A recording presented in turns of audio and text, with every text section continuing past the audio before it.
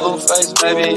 Yeah, I'm every woman's fantasy. Blueface, mama always told me I was gonna break hearts. I can surf off stupid. Don't be mad at me. I wanna see you bust down. Bend that shit over on the deck. Yeah, make that shit clap. She threw it back, so I had to double back on the gang. Smacking high off the drug. I tried to tell myself 2 times enough. Then the nigga relapsed on the dead low. Ain't no running, Tatiana. He gon' take these damn shows. Tatiana, I beat the pussy up. Now it's a murder scene. Keep shit player, Tatiana, like you ain't never even heard of me. But damn.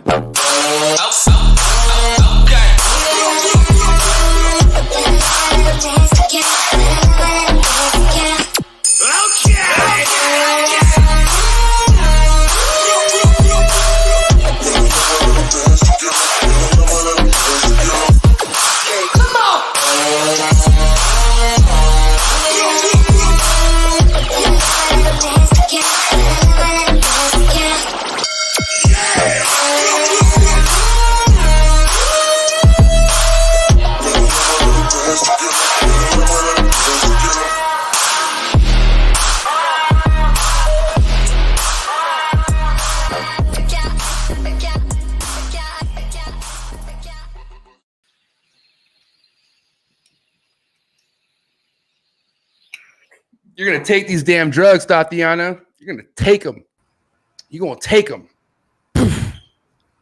That's what he said. I'm just going with what he said. I think it sounded cool. You're going to take these damn drugs, Tatiana. Well, listen.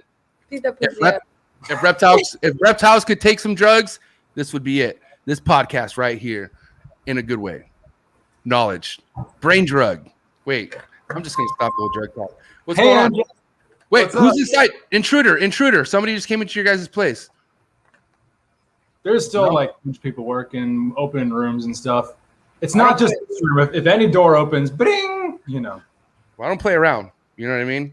And I don't want to make sure no one plays around with you guys. I hear that. Thank you. How are you guys, man? My family. I'm hanging in there. Yeah. We're in the I'm just hoping one of these days you guys are like, dude, we're doing great. Like MJ, fuck, we're, you know, I think there was been a couple days of those, but Steven's always just like, I couldn't even sit down for the sound check. I was literally pulling live feeders and getting the last of the stuff fed in here for the week, and so you know. I have something I want to show off, but I'm not going to use it for tonight because it's too big. But hey, that looks pretty good. Sick. Until you add another video. Yeah, until we add the homeboy Dennis, and then I'm gonna have to dip out. But that's cool for now. Welcome to Unfiltered Reptiles Podcast. We're live, as it says right there up top. Too hard, huh? That was too hard. You want to know what else is too hard? What else? www.coolbloodedcafe.com, the freshest and the bestest, $30 flat rate shipping. I love this damn company, not only because it's ran by my family, but the professionalism that's put into each package is legit. It makes you honored to receive that penguin on the box. And if you ain't got the penguin, you ain't winning. It's a fact. Cold Blooded Cafe, $30 flat rate shipping. They're the best.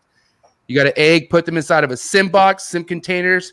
Thank you, John, for developing the sim container. I'm telling you right now, this technology of hatching eggs is legit. And guess what? They're in stock. Head over to sim container right now and get yourself an XL or small sim box. How many sim boxes are you guys using right now? How many do you have in your incubator?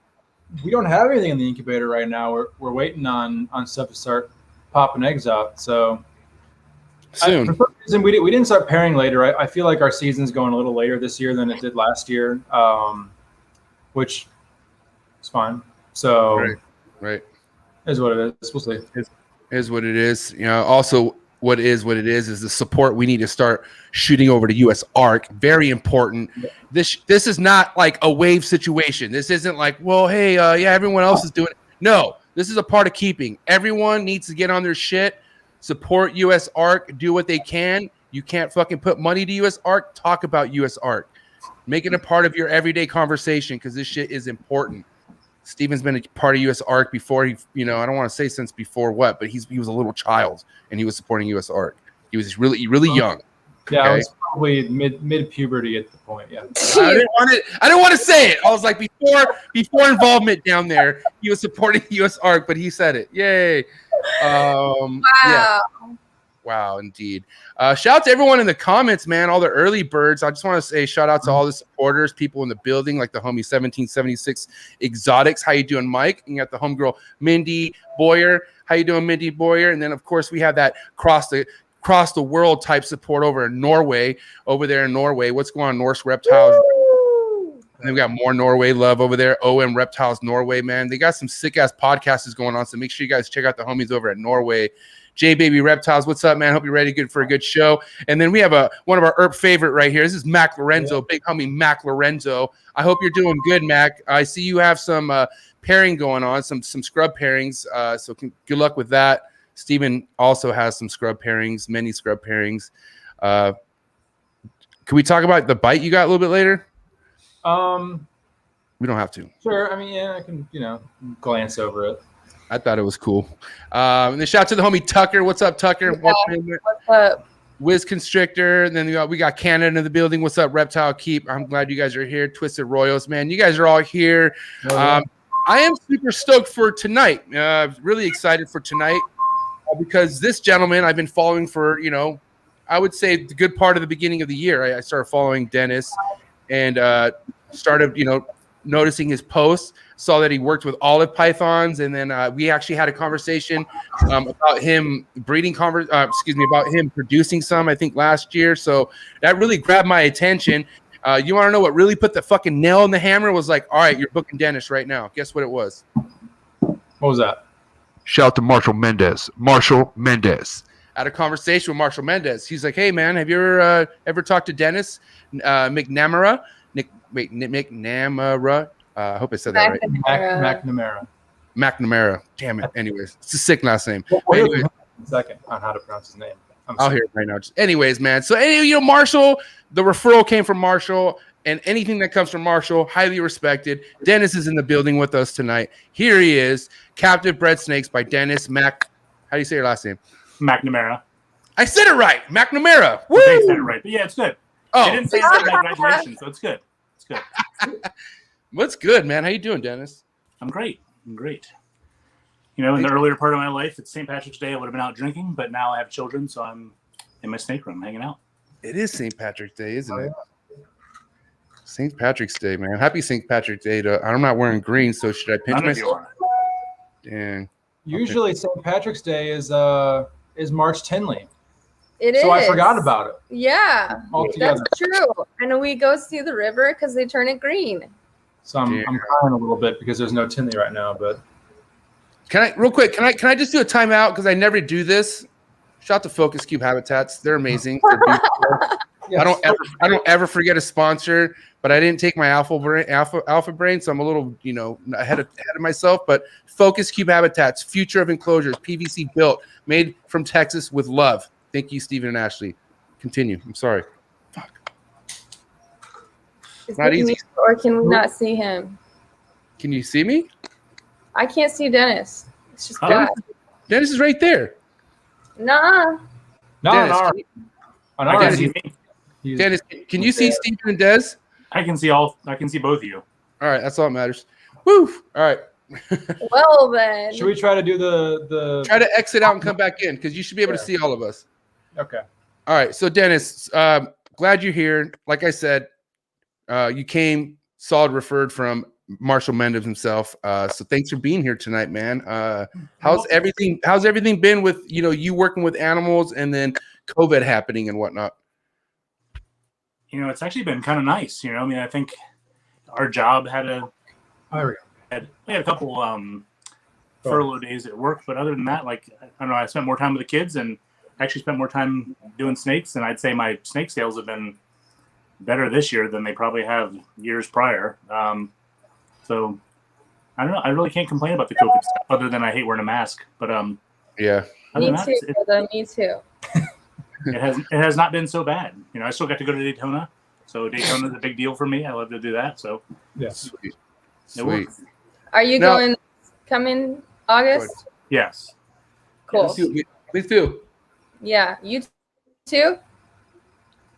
Me too. I'll be there. Better go. I'll be in Florida twice. I've gone every year since 1995. Oh wow. Like I can't miss it. I told my wife when we got married and we had kids, I was like, everything has to be around that, so I don't miss that show. So her friends always say, "This is like a reptile show, kid birthing type thing." So yeah. So what's crazy is like you hear people who are like diehard Daytona like that. They claim that's the best show, and then you have people who are diehard like Tinley. Then you have people who are diehard Arlington. So. I mean, clearly, like, you know, and I'm not, you know, what's crazy is nobody's really wrong. I guarantee you everyone has their fucking love for each show for their exact reason. But Daytona, definitely a heavy, I have to go to Daytona this year. So, yeah, I'm glad you're going, Dennis. And it's a very different show because, you know, anybody who's from anywhere north of Florida, you don't have the same Chelonian scene or like, you know, iguanas and tegus. It's very turtle, tortoise heavy, a lot of lizards there too. You know, where like at Tinley, maybe there's one booth that has some turtles or tortoises. At Daytona, it's like a third of the show is turtles and tortoises. It's really cool, really different. Variety. Yeah, definitely. Yeah. So Dennis, if you don't mind, because like I was just telling, you know, the team just now that I don't, you know, I don't know that much about you, man. I've only literally started asking a lot of questions since, you know, talking to Marshall and then, you know, knowing that we're going to book you. I only know from what I've seen you post, but for other people like myself, kind of give us a little back information as far as what your involvement's been with working with animals and like where you're at today with it and whatnot. All right. So I don't know. So let's say I started with different reptiles when I was a kid or just animals in general. You know, I had rabbits and whatever else as a little kid. And then we'd find snakes. We lived near some woods. So I'd catch stuff here and there. But in high school, right, I watched a David Letterman episode that had a whole bunch of reptiles on it. And that made it so I pestered my parents so I would have some. So I got leopard geckos when I was like 13, 14, something like that. And then started working at a reptile store when I was 16, which turned into working at a wholesale reptile store. And then I started breeding reptiles probably in my like senior year of high school. I had a bedroom full of every lizard that I could fit in there. I bred bearded dragons at that time and had some other stuff. Which was super lucrative for like a 17-year-old kid. They were $75 a piece wholesale at that point in time, you know. So then I started rolling it over, and I worked at that pet store till I was 24. I went to college, and then one day I was working at that store, and this guy comes in and he's like, "You should work at the zoo." And I was like, "Should I?" I don't know. And he's been a good friend of mine ever since. And he brought me an application. I filled it out, and I've been at the zoo for 21 years. I started out doing like. I did some cat stuff, and I worked with elephants for like 12 years and some other stuff. And since 2012, I've been in charge of the reptile section there. And then I've been breeding snakes myself since the mid-90s. I mean, again, I took reptiles to sell at Daytona, or it was Orlando in 95, and I've never missed one since. I've had stuff to sell since then. Damn. And so, I don't know, I'd say I used to really not take it seriously. I just had some snakes, and I'd keep them, and I had enough. But I just kind of, whatever I would make, I would buy more stuff. And then all of a sudden I had kids and I was like, I better start paying attention to what I'm doing and actually start making this so I'm not coming out negative. And so I've been trying to beef it up a little bit here lately. And the name of the zoo you work at? The Virginia Zoo in Norfolk, Virginia. Okay, awesome. Because, you know, like a lot of people dream about wanting to work at a zoo, right? And, you know, a lot of them go searching for that. And they see it's really hard to, like, you know, because let's be honest, zookeepers don't get paid a lot of money, right? But are there ways to where you can make that feasible somehow? Like, I mean, what's your recommendation for somebody who really wants to be in the zoo field, but then like they obviously have bills to pay too? Like, or you know, what do you think how somebody could approach that? Like somebody who's really passionate about working with animals in the zoo field, but like, you know, they want to make a living out of it. Marry well. That's what I would say. Yeah. Marry well. That's respect. That's the coolest answer. That would be what I would say to do. But yeah, that or get a side gig. Like my wife and I both work there, and she sells Rodan and Field skincare on the side, and I have snakes. So, you know, we kind of both go to work, we do our thing, and then we do our stuff at night and don't get a whole lot of sleep. But you know, I mean, I love it. I mean, I take care of reptiles from at least 8 o'clock in the morning till sometimes midnight with kids in the middle. So I mean, I don't know. It's kind of, I don't know. She says I'm a little bit obsessed with it. I mean, I guess that's right, but I don't know. It's kind of, I'm always thinking of what I can do and what I can do to make it better and how I can change things.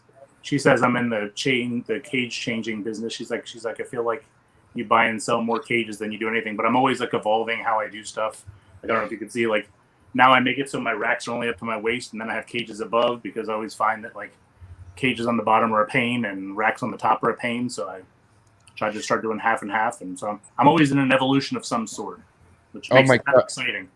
Who was it? Okay, it was Patrick Holmes, motherfucking Patrick. One time we had Patrick on the show, and he was like, "Let's be honest, snakes on the top rack, you don't show them as much attention." I'm like, "Yeah, I do." I was like, "This was full of shit." Yeah, I do. But sure enough, bro, like there's times where I skip things up there, and he's right. Like there's, like you just forget sometimes. Like you just like like the top and the bottom, you got to be careful for sure. I 100% agree on that. Yes, I'd love it. I mean, I've started making it so some of them fit, but it'd be nice if people made an actual, like, everything fit perfectly like that. I've kind of figured it out. I have these 32 quirk tubs with Reptile Basics 3-foot cages. 2 fit almost perfectly above, so I may be switching more things to that because it just kind of fits. What's going on with your guys' movement right there, Kush and Des? You guys are obviously playing Tetris with your guys' main room and stuff all the time. So how's that coming along? I mean, this room right now we're kind of like in the process of emptying it almost, to where we're redoing the cabin, and then at some point getting back to that crocodilian building out back. So hopefully in the next few months we'll be able to remove probably half of the animals in here, open up a lot more space, and then probably build some bigger monitor enclosures in here too. So it's always a work in progress. Sick. How big's your room, Dennis? And how many animals do you keep personally in your private collection? I don't know that answer. So I have about 18 species probably. My room is 26 by 13. I don't know. I mean, let's see. I would say, I mean, roughly 100. I mean, with babies, probably like in the 150-ish range. Okay. Nice. What else? Oh, go ahead. What's that? Say that again, Des. I was going to ask, what do you work with and what are your current projects? So boa-wise, I have one Madagascar ground boa I need to pair up. I've got Amazon tree boas and annulated boas. Python-wise, I have, what do I have? I have jungle carpets. I have hypobredli. I've got womas, blackheads, black short-tails, Borneos, Maclots, lace, or I have Maclots, Rhodian, Timor locality. I have olives. I have fuscus. I have sabus. I have children's. Nice. I have children. I have a whole bunch of ball pythons. Then I've got a variety of corn snakes and some cow kings, redfoot tortoises, and a tegu. That's a good variety. Yeah, the tegu just kind of happened on accident, but I kind of like it. There's snakes around. My daughter named him Gecko, so he eats everything that's left over. So what would you say your favorite species of snake is? Oh, boy. If I were to have one snake, it would probably be an olive python. Dang. Like, I have halmaheras too. I forgot about that. How do I forget about that? But I have halmaheras. How do you think about that? Yeah. Now you bred scrubs, right, Dennis? Yeah. I think Steven has a collection of them, has a little chunk of them right now too. Let's talk about it. Yeah, we sure do. What's that? Yeah, so I had a pair of Meraki Scrubs that I have a great story on those that I think is good. But somebody called me one day and was like, Animal Control has this snake. They want you to come get it. And so they just said it was a brown snake. So they had found this snake in the backyard of a place that was sitting on top of a tree, like a pile of stumps. And somebody had owned a 9-foot Meraki Scrub. And they had moved out and didn't take anything with them. So she had broken out of the cage and was living in the backyard. Wow. Animal Control caught her with I don't know what she had. She had a big meal in her. So she had squirrels or a little opossum or a cat, or she had something in there. And so I got her, and then I paired her up. And actually, the male Steven has the male now. Nice. I had him for probably like 6 or 7 years before I bred them. But I mean, they were both adult probably wild caught animals. So I mean, I just was patient with them, but I had them for about 7 years, probably 6 years, something like that. Then I got a clutch out of them, and unfortunately, the female went egg bound after she laid some of the eggs, and then she passed away not long after that. And so, Damn. I hatched out a couple of babies, sold them, and then was like, I have a lot of things going on here, and I had these halmaheras, and I was like, I can either wait another however many years and start raising these things up because they take up a lot of cage space, or I can just focus on the halmaheras. So what I'd like to do now is I'd like to get some Nalata and those, and just do those two, just because they're a little bit smaller. So that's kind of what I'd like to do. But I don't know. The halmaheras are cool enough that I don't know that I need anything else. Like, I love the halmaheras, man. All thanks to Steven. Steven definitely put those on me for sure, and I just love them. And I'm super lucky that I have a pair that came from a zoo that are from the first captive bred animals ever in the United States. So, and they actually were born on my birthday, which I think makes it even like cooler.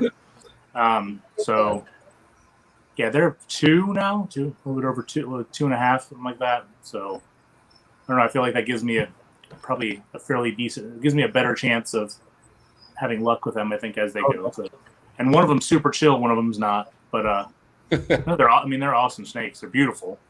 Yeah.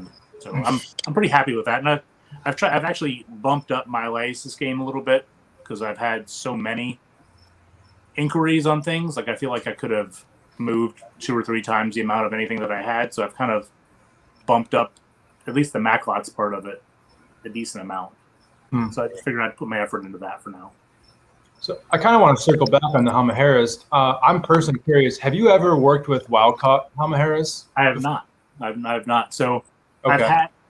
As far as scrubs that I've had in my house, I bought a captive bred pair of Tannenbars, and then I had them for a little bit and I sold them because I've done that 100 times with different species. And now I'm like, what was I thinking? But so I sold them, and then I got those. And it was kind of one of those things that when I got that female originally, I was like, I don't need any scrubs. And then I had her in this room, and I was like, that thing's awesome. Like, why do I want to get rid of it? Then next thing you know, I had more, and then kind of. But, no, I'm a little bit scared of the whole. Like, I don't want to say I'm scared of it, but like my life is busy, and so I need stuff that's durable a little bit. Right. So I kind of pick and choose. So like I don't really want to I don't mind getting some wild caught stuff. Like some of the Maclots I have are wild caught because I got different localities, but they're pretty bulletproof. I don't know that I want to mess with something that's that delicate. It's kind of I used to have a whole bunch of emeralds and stuff, and I'd love to get back into emeralds, but like to me, I've bred them at work, and like to me, they do best if you spray them every day. And I know myself, and I'm not going to spray them every day. If you spray the emerald every day? I spray emeralds at work every day, and they drink every day. And they poop whenever you do it, and they move around. And like I would say, like I have a northern emerald there that I've had there for like 18 years. She's 18 years old. Wow. Got basins there that we've bred. We've got babies growing up. Just to me, I've had them before and not done it, and I've done it. And to me, there's a difference. Like there's definitely more than one way to skin a cat, but like for me, just you're paying attention. You're watering them. They're drinking. That's when they start to drop their tail. That's when they poop better. That's when I just feel like everything goes better if you do that. So it's like, I know myself, and I'll never do that at home. At least not at this point in my life. Oh. So I'll just kind of pick and choose thing. I have hortulanas, which are, you don't need to spray them at all. They're fine. Interesting. Do either one of you spray your emeralds at all? I do, just not like every day. You probably don't have to do it every day. We just do everything every day to make sure you're looking at it. I just do because I'm somebody because of COVID, I'm home a lot now. So I'm somebody who frequently checks like on my animals. So like I'll damn near change my waters like every day. So for whatever reason, like a lot of these chondros and emeralds I keep have pothos in their enclosure. So I'm anytime I spray that plant, I'm spraying the animal basically. I just don't drench them. You know what I mean? If that makes sense. Yeah, and there's a lot of you, and your thing tomorrow, you might learn more. He may have a different opinion, but like I just have found, like to me, with not spraying them and spraying them, I just have better luck. And I have animals that like live for decades that have had no issues because of that. So I feel like, when I went to the National Zoo years ago, they kept their chondros in like kind of how Trooper Walsh kept them in the 70s. like Right. today. So they have them in Canberra boxes with one perch over water. And they were like, we never have gout. Our animals always drink. They always do all this other stuff. And I was like, because at first I was like, man, that's super simple. But then, like, well, it's super simple, but it works. Like, you know, we try to make everything better, which I do myself all the time. But maybe some of these things we don't need to make better. Maybe, you know, maybe just that simpleness, it works. I think the demographic has such a huge play at it too, because I mean, we've talked to people who've come on the show who like literally like do not spray whatsoever, and they're just like anti-spray. And then you have other people who spray religiously. You know what I mean? Right. But I really it comes down to like what works in your area. Like, can you get away with spraying and have an animal thrive, or does your animal go downhill as soon as you start spraying it? Yeah, the way I kind of look at it is when you're spraying them, you're paying attention. I think it's just one of those things you're looking at them, and you know, there's definitely a correlation to how much time you're in there, as opposed to how successful you are. You know, I mean, I'm not saying touch them and do whatever else, but like by paying attention with them, you know what's going on, and you'll just know. I mean, I know I've bred a pair of Angolan pythons once that I paired once, like, and I don't even know that I realized it was happening, but I was like, they just were moving a different way. They were in cages I could see. They moved to a different way. I put them together, and then I was like, and I didn't really even think about it. I don't say it because I was like, ooh, look how good I was. It was like, I really just like, I was like, oh man, we should pair them, and then did, and then I never did it again, and it worked. It was like they just were moving the right way. She looked the right thing. You know, it's all about just kind of Knowing the animal. Yeah, it's just paying attention. You know, none of this stuff is hard. I think, you know, the species that I've bred that are hard, like scrubs and olives and things like that, it was just I was patient. You know, I just took a whole, like, I let it happen over time, and it just worked. You know, I just paid attention and didn't give up. I've given up on plenty of projects over my life. So now I'm a little bit more like, let's just hold out and see how it goes. And if it takes a little longer, it does. And it all eventually works. Or I haven't had Bolin, so I can't say that for like stuff like that. But like, you know, but it definitely seems like patience is key, and just paying attention. As long as you're doing those two things. And I've tried to, and I've actually gone, like I had it so everything was in racks, and I've kind of gone away. Like I'm probably 50-50 now on things. Like it's like if it's something bigger and I can look at it, like I just feel like things are, it's just a better idea. You know, I'm just more successful when I can see it. I'm the same way. I got to see it. Yeah.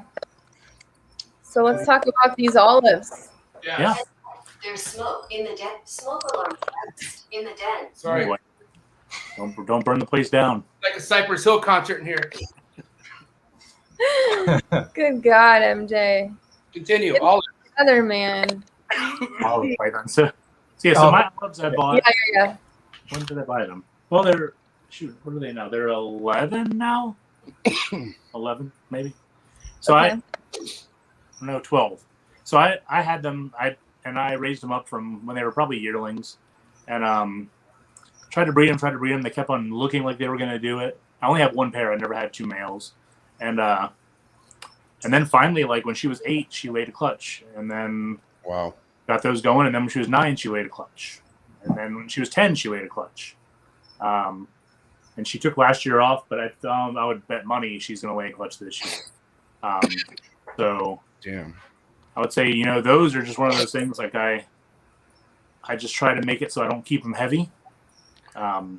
She's a little bit bigger now than she has been just because she had a year off. But like I feed real sparingly throughout the year, and then I do pretty good meals, like every 10 days, maybe every 14 days, like for the fall to about Christmas. And then I start pairing after that, and he's pretty much on. Like I have a good compatible pair. I've never had any issues. I'll feed them together. They don't care about each other. I mean, I do it on the opposite sides of the cage. But like, they're together probably from January till I'm sure it's gravid. I haven't turned the heat on them yet, but I will soon because it's starting to warm up in here pretty good. So, but she's off food and she looks big and she's hiding all the time, and just seems like it's kind of it's happening. So. Question, Dennis. Yeah.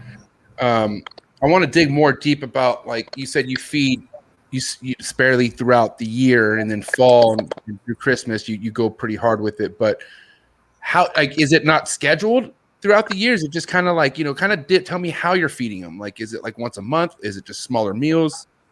Yeah. So I used to always feed. So I have historically, depends on life too, but like in the summer, I've always been busy because I go to the beach and do whatever else. But like I feed heavy like in the spring and heavy in the fall, and then kind of winter and summer don't feed a whole lot. And then I went to Vin Russo's, and he was like, he has a very strict feeding schedule, and he doesn't feed. And so I took a little bit of what he liked, and I took a little bit of what I liked, and I just kind of fixed it. So I do probably like for me, and from this. So let's say it started in December. So say starting like around Christmas time, I don't feed hardly at all till like at least I might try if I have them together, like in the like around Valentine's Day, I'll try something like that just to see if there's interest. Because usually if you get a meal into them or two, that'll spur ovulation or spur things to go the right way. But then like if they're gravid or if they're not, or even when after they have eggs, like I might feed only like once a month, once every 3 weeks, once a month, not a huge meal, just throughout the year. And then I just try to put most, like I might feed them the same amount of food you would feed, but I'm not really, it's like, I need to feed them this week. Like I'm going to get them in there every 3 or 4 weeks, and if they skip one, they skip one. And then say September 1st to Thanksgiving, I'm going to feed them real heavy. So I'm going to feed most things every week. But those guys, they don't need it every week. So I'll do it like every week and a half or 2 weeks. Got it. And then I'll kind of back off. And if if I walk in here and I see heads moving, I feed them. If they're not moving, then I don't feed them. Huh. So like if I open up a cage and they come out like they are going to eat you, then I'll feed them as much as they want. But if I kind of like, that's one of the things I just kind of figured out is like they'll tell you. So if they're acting like they're super hungry, then I feed them. Because as soon as they start going off food, then you know something's going on. Right, that's the first sign for you. I always look for the turn off on food. That's the first thing that's like, all right, something's happening. So I just come in here and I like if I go get live rats, I'll put those in here and let them sit because I have a lot of ball pythons. So, right. Or if I'm thawing stuff out or whatever, I'll just kind of have it in here and then see who's moving, and then that's how I dictate who gets what food. And then if it's something that's like looking like they really want it, then I'll feed them as much as I can get in them. Okay. Now with your ball pythons, right? I mean, how big is your collection of ball pythons? Is that just like a personal thing, or do you actually like sell snakes and whatnot? Oh no, I sell snakes. I had like up until now, I've kind of gone in an ebb and flow with ball pythons. I had at one point in time where I did really well, and I haven't really been smart about ball pythons. So I would say, like I had clown ball pythons that I was breeding, and I sold some to Justin for like multiple $1,000s in Daytona in like 2010. Wow. But then I didn't hold anything back. Like I had the same collection for the next 5 years because I was like, oh, I'll just make some money, and I never did it. And so, like, I've mainly been focusing on just doing orange stream clowns and super orange stream clowns. Nice. But this past year, Tom Burke passed away, and he was a friend of mine, and got to know him fairly well. And so I actually purchased a chunk of his collection. And so I have increased my clown ball game fairly considerably. And so now I have candy, albino stuff, pied stuff, and clown stuff, and that's all I have of it. But I mean, I have, I don't know, probably 50 animals, something like that. Enough. I don't need so many. Enough. Right. So out of all the projects, which one would you say you're most passionate about? Like the one that really you want to drive longevity with and whatnot? The clown stuff. I've had clown stuff since, I don't know, since probably like 2006 or 8. I bought hets for $900. I don't know. I paid a lot of money for hets, and so I'd say that's the stuff that I like the most. I mean, I have a lot of pied stuff that I like too, and I've been making a lot of hets, but I haven't really done a whole lot with it. So I guess that's part of it is I haven't really like the pied stuff. I only made regular pieds, and then I made some cool hets with like Mojave and Fire and Enchi and different stuff like that. And then I picked up a banana Enchi male. So that stuff, I'm excited to see what happens with that because I think I can definitely make some really neat stuff with that this year. But really, the majority of what I make has been all clown stuff. So I probably, hopefully, will have, if all goes well, I'll have 20-some clown clutches this year if I can. Nice. Very nice. That's a good amount. That's a good amount. Now, when it came to you producing snakes, like what would you say the biggest challenge was for you? Like what was the biggest one that took you maybe a lot of trial and errors for you to kind of get down? And honestly, it really, like, when I first started producing snakes, my first snakes were carpet pythons. I bought Queensland carpet pythons, or that's what they were labeled as then. And I had them, and I had a trio, and I raised them up, and I had them in 4x2x4 foot cages each, and I bred them they were 3 years old, and I bred them. But I didn't have very many, and so it was kind of like I just paid attention to them and had them, and they were pretty easy to breed for me. And so I've always just been kind of a python guy. Would probably be the things that I like most. And then I started dabbling I got into Pitchwophis and doing a lot of different bull snakes and mainly gopher snakes. And I had Lineaticolis. I think I was the third person to breed those, which were super cool snakes. I kind of regret not having them. But I started doing that. But then I got big into Amazon tree boas, and I had like a 10-year stretch where I bred Amazon tree boas every year for 10 years. And then I didn't do them for a year, and now I'm kind of kicking that back into gear. And so I think the biggest thing for me is not having too many snakes, and so that's why I've increased my collection fairly substantially in the last couple years. So like to me, it was always like if I was making about 15, 18 clutches, that was like where I was good. Right. But if I tried when I did really well with ball pythons, I went and bought I had like 70 female ball pythons at one point in time, and I still made like 15 clutches. It was one of those things where I was like, I just overdid it, and was like I couldn't keep up. They were, nothing was wrong with any of them. I just wasn't feeding them like I needed to, and wasn't paying attention. But I was also younger and going out 5 nights a week and whatever else. Whereas now I'm home all the time. Oh shit. So I think if I would be that person, if I would have that collection today, I would be more successful with it. So to me, it's really like I've grown a lot of things, and I've been able to keep up with it now. Whereas growing up, it really was more about making sure I didn't overextend myself. So I wouldn't say anything was hard. It was just making sure that I could do it. Which is easy to do nowadays because you can get anything you want. Yeah. You get, but before you get everything you want to, and a lot of it was cheaper then. So it was kind of crazy because you could just, I went through a period where I was like, I'll just trade everything for chondros, and I just amassed this whole bunch of different chondros. And it was just like I just kind of got a whole bunch of different stuff, and then I was like, well.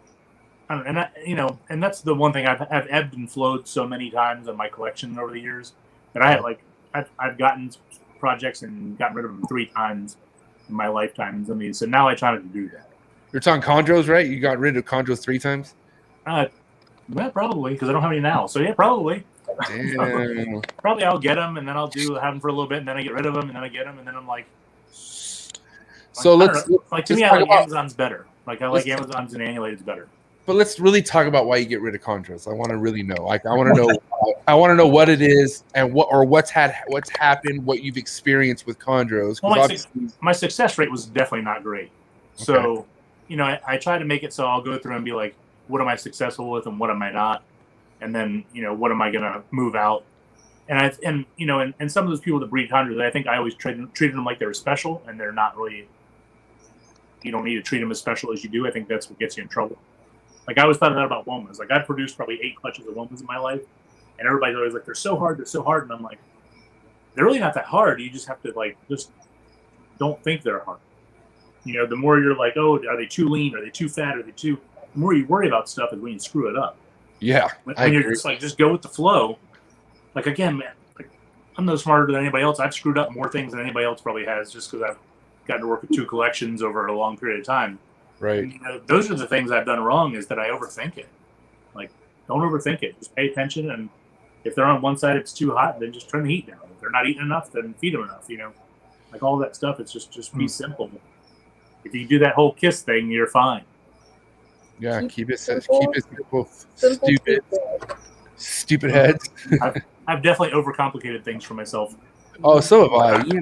Honestly, that's why, I appreciate and cherish all the conversations and relationships I built in the last 2 years. Like these 2, especially these 2, and then with Forrest and many others. The list goes on because I've gotten heads up by all these people, and heard their personal experiences. And experience is the best teacher. You can have someone tell you to go read a book all you want or go Google shit, but having to hear or experience something yourself, there's nothing that beats that, I think, in my opinion.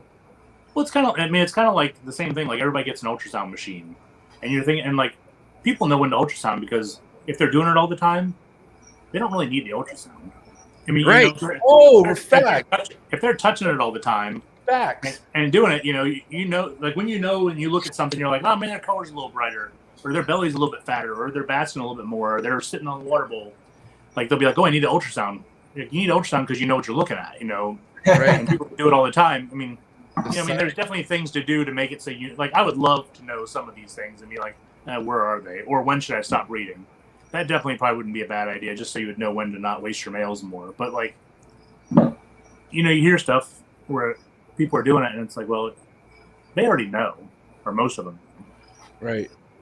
Yeah. I mean, I could totally understand if you want to know what's going on when a female is like barely building follicles, because I think with chondros and like, the whole like breeding emeralds, I feel personally that's when I would want an ultrasound. But with ball pythons and shit, I'll never use an ultrasound. I can't say never because I do want one someday.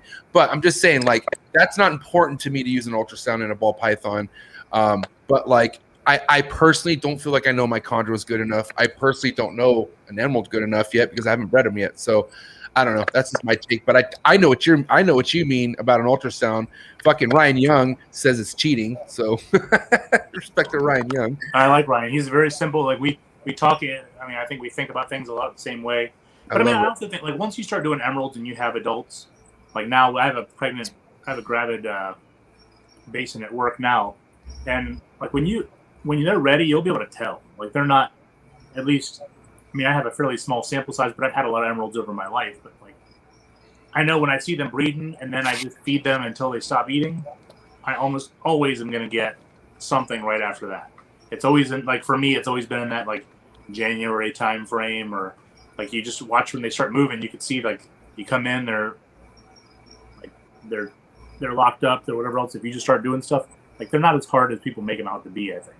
And that's another one of those things. Like I've had those and screwed them up because I tried too hard. I mean, I think that's it. They're not as hard as you make them. Mm.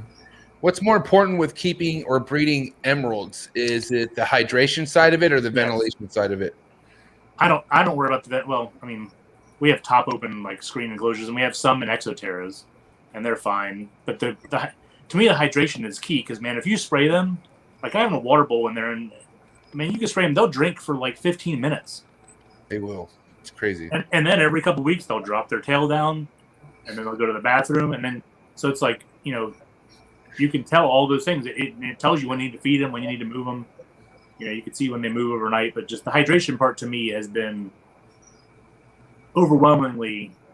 And Ron St. Pierre, I don't know if you've had Ron on here, haven't you? Yeah, shout out to Ron St. Pierre, OG. I love that guy. We went and visited him this year in Daytona, or when we went to his house. That guy, he's another one of those guys. He just makes sense, and so he's doing everything simply, and like talking to him about hydration and all that stuff. It just makes sense. You're just paying attention, and when they're drinking, because that affects kidney function, that affects all that other stuff. You can lose weight, you can gain weight, and do things like that, but hydration can affect your organs. So that's true. It's just, especially for something like that is in a super humid environment that's raining probably every day. I mean, it just makes sense to keep them hydrated. And again, there's lots of people like I've had a conversation with Gary where he was talking about not spraying chondros, and we have chondros at work that are 19 years old that have been sprayed every day of their life, never had a respiratory infection, and it's just it just works. It works for us, and so again, it might not work for some people, but however we have them set up, which are in top screen ventilated cages with branches and mulch, they're fine. I want to dig deep on the breeding side of scrubs and emeralds. So let's revert back to scrubs because I want to know what's been good for you, what's worked for you when breeding scrubs. So for me, like I had like 3 years of them doing all the motions, and I swear every year they got a little bit better. And so it was like I looked at them, and there was a little bit of swelling, and they were doing the right thing, and they were hanging out under the heat, and then like after the second year, then she started then she started going in the nest box. And the third year, I was like, and so it was like almost like every year she did a little bit more of the right things, but you could tell I was on the right track. And so I think that's why I say just patience. It was one of those things where I saw it and I was like, do I need to tweak anything? Do I need to, and so the only thing I always wonder about because she went eggbound is that she laid early. She laid like in January. Like I hadn't turned on the heat yet. So like she hadn't really hadn't bashed or done anything like that. I always wonder if that had something to do with it.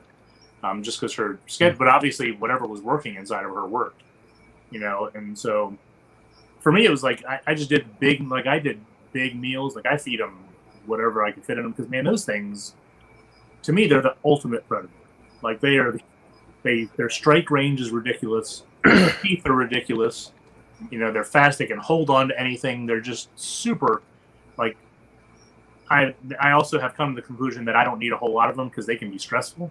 Like more power to you guys wanting a whole bunch of them because I'm like, yeah, where are you going, Steven? No, get your ass back here. It's a lot, I mean, they're awesome. But it's like, man, I gotta clean that thing again, or what? I gotta change that water boy. You gotta go in there with a knight's outfit on, so you have a deflector or something. I mean, it's just like my female that I had. She was just like, I swear that thing had a 5-foot strike range. Like she could hit you from. She hit me 3 times in my life, and I was just like, it was enough, you know. So. They're awesome. They're super cool, but I think everybody should have a pair, maybe 2. Yeah, they're warriors. And more power to you people that want to have, like, I think setting up a room of them because your success rate will go up. And obviously, I mean, more like people really want them, and it'd be great to not have so many wild caught ones come in. And I mean, they're so neat. And I think more people should have them. Just to me, I wouldn't go full on in, But you guys do it for a living. Like I'm just doing it like at night. I'm looking in there. I want to come take care of 50 snakes a night or whatever else and be like, I don't want to. And then I'm like, man, these two, I'm going to take care of you two. Now, what do you have to say to that, Kush? Like, if let's say I came to you, you didn't know who I was. I was like, yo, I want to get into the scrubbing and here's all my money. And I had mad money. What would you say to somebody like that? Like, what would you? I would say you preface it like that. And I might not even answer the DM because it's one of those things. If you're getting into it because you see the market booming right now, you see prices doubling, tripling, quadrupling in the last few years, you're getting into it for all the wrong reasons because, I mean, Dennis said 5-foot strike range. We got some big ones that'll compete with that too. Like as far as non-venomous snakes go, they're not for the average keeper. They take a lot of attention and the damage can be significant from a scrub. I mean, see right here, you can't really see it. I took a bite from a 12-foot scrub the other day. It barely got my fingers, like sliced them. That was a wake-up call. I was like, if that thing had grabbed my hand, I wouldn't be able to work the rest of the week. Like, I would be getting stitches and I couldn't feel my hand. But I think they are one of the most fun reptiles to work with. And like Dennis said, prepare, keep 2, get some babies. Our plan with having so many is just, I feel like no one's really cracked the code on what gets scrub pythons to breed yet. So of course, the more opportunities you have, the more likely you'll get something out of them. And then you take what works the first time, apply it to the second time, and trial and error over a number of years. Hopefully you figure something out. That's kind of what we got going on over here. Some days I'm we're going through cleaning. I'm like, all right, why are there so many of these? And then other days I'm like, hey, look at this one. We need to buy this new scrub. You know why? Well, that's kind of like white lips. Like I forgot to say white lips. That's the problem with having. Like I have a group of white lip pythons. Like that's another one of those snakes that like, they can be fantastic, but they can also be a lot. Maybe a pain in the ass. Yeah. So those are my pain in the ass for the white lips, bro. And I got rid of most of my group. Feels great. I like them a lot. I've got 2.5. I like them a lot. Don't get me wrong, but like, it's one of those things that like they're great snakes. And I think more people should have that stuff because it makes you appreciate things too. And I think it'll hone in your skills. I said this. I did a podcast with Rob Christian and them, and I was like, and honestly, to me, like if you're going to own a cobra, I think you should own a scrub for a year first and be able to get it out without getting bit. If you have a big scrub and you can get that out, then I think you can maybe start working on having a cobra. Not that I think it's like, I agree. Scrubs as practice for venomous. Yeah. I mean, it's just one of those things that like, and I mean, I don't even know what I think about the whole cobra thing in general, but like, because that's things can happen. I think having a facility that we have to buy anti-venom. I think if you have venomous, you should own venom. You should own anti-venom.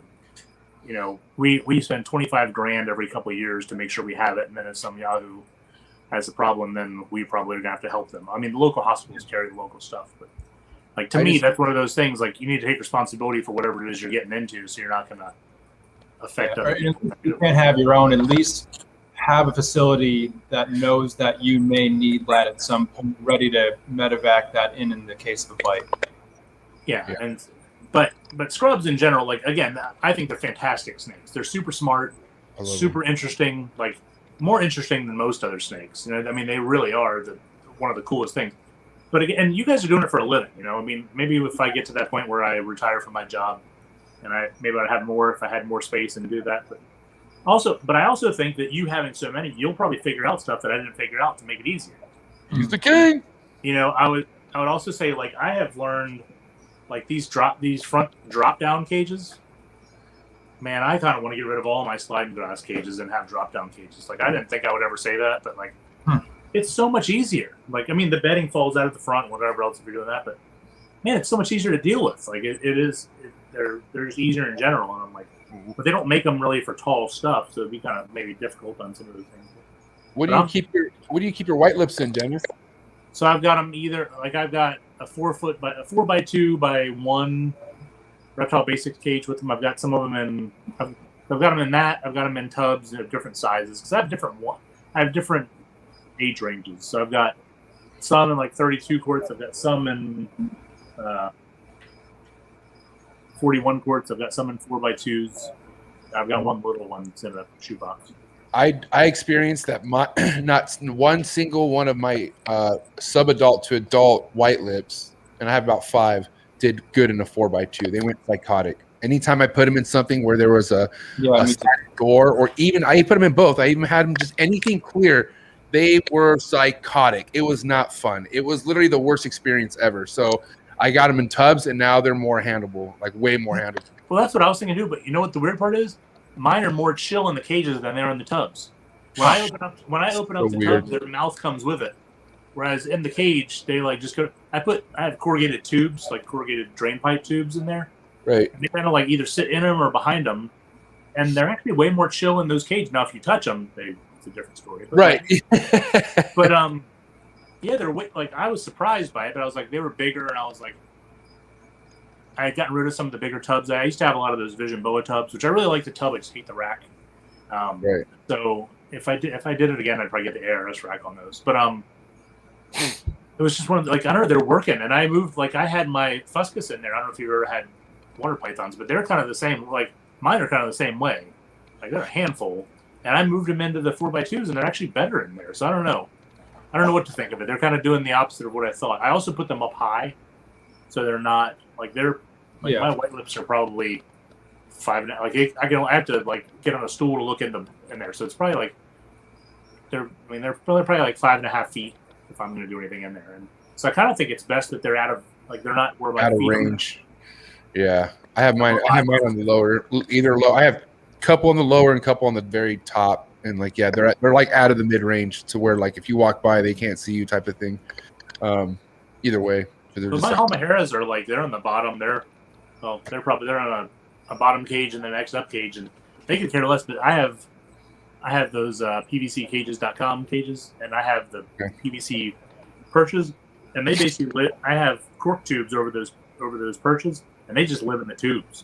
Like they might sit on the outside, but they just kind of live in the tube. Nice, tight. Now, have you bred white lips successfully? I have not. Okay, I have not. And are you looking? Is that a project you're pursuing here? Yeah, I thought I was going to breed them this year, but I got a bigger female, and she just hasn't really like been pounding food, so I didn't really want to push it because I was like, I have a pair that could go, and I was like super pumped to try it because I talked to Ryan a little bit about it, and or I have over the years, and so I was ready to try, but like I don't know, I'd like her to be a little. She's off food, and she has been, and so I'd rather not push it.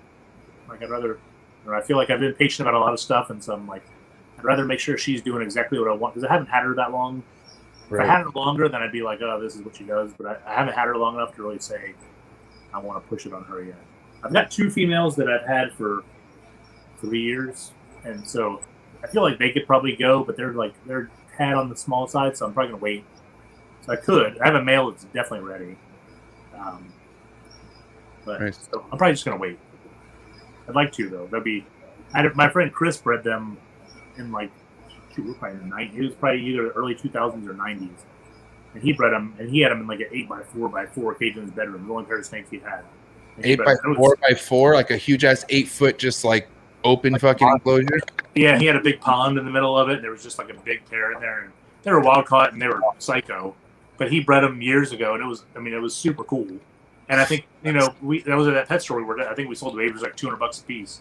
It's crazy to think, but that was 20 years ago, probably. What did he just sell them off, or did he like get them going and eating and stuff? Oh, he got them going. He got them going and then sold them. Yeah, he didn't have a problem with those, so nice. I know Ryan had a little bit. Yeah, he struggled. Yeah, Ryan struggled with them for a little bit. He even got me worried because I had one bought, or I had a pair bought, and then after he told me they hatched, I didn't hear from him like 2-3 months, and I was like, what happened to those? Are they alive? And he's like, oh yeah, they're good. He's like, they're almost ready, and I was like, wow, that's crazy. But he got it. They're amazing eaters. Ever since I got them, so I have a little mail from him that I got too. So yeah, shout out to Ryan Young. Now, the cool stuff. Have you worked with Papuans at all? I have not, but that's one of those species that, like, I don't know where I'd put them, but man, that's a species that I would love to have too. I held the baby, like there's a guy Butch, I think, that bred them, and I held the baby in Daytona probably 10 years ago. Nice. And man, I was like, I've got to get some of these darn things, and I've never done it. And I went to Zoo Atlanta, and they have a big pair in the back. Nice. They're big snakes. Like I don't know that I would have to. Like they're bigger than my olive pythons are, and yeah. So I'd have to do something to. Like they had them in like 8-foot cages there, and I'm like, I just don't have. Well, room if I got I'd have to get rid of some stuff to make that work. I had space if I just made other things go away. Were they? Do you know if they were pairing those up, or if they were like a compatible pair, or they were proven? They had housed them together. They were not together when I was there, but that was probably 3 years ago. I was there 2 or 3 years ago. So I don't know I have to get in touch with them. I don't know what they've done with them in honesty. Yeah, I'm very interested. I have a small group, and Steven has a good sized group. And, awesome snakes. I haven't talked to anyone who successfully has bred them, and I've been like searching, but every time I talk to someone, they're like, yeah, female, male. I'm like, oh, all right. There's this guy, Butch Tischer, I think is his name. He's an older guy. I've talked to him on the phone, but he lives in Florida, and he's bred them, but he does it outside.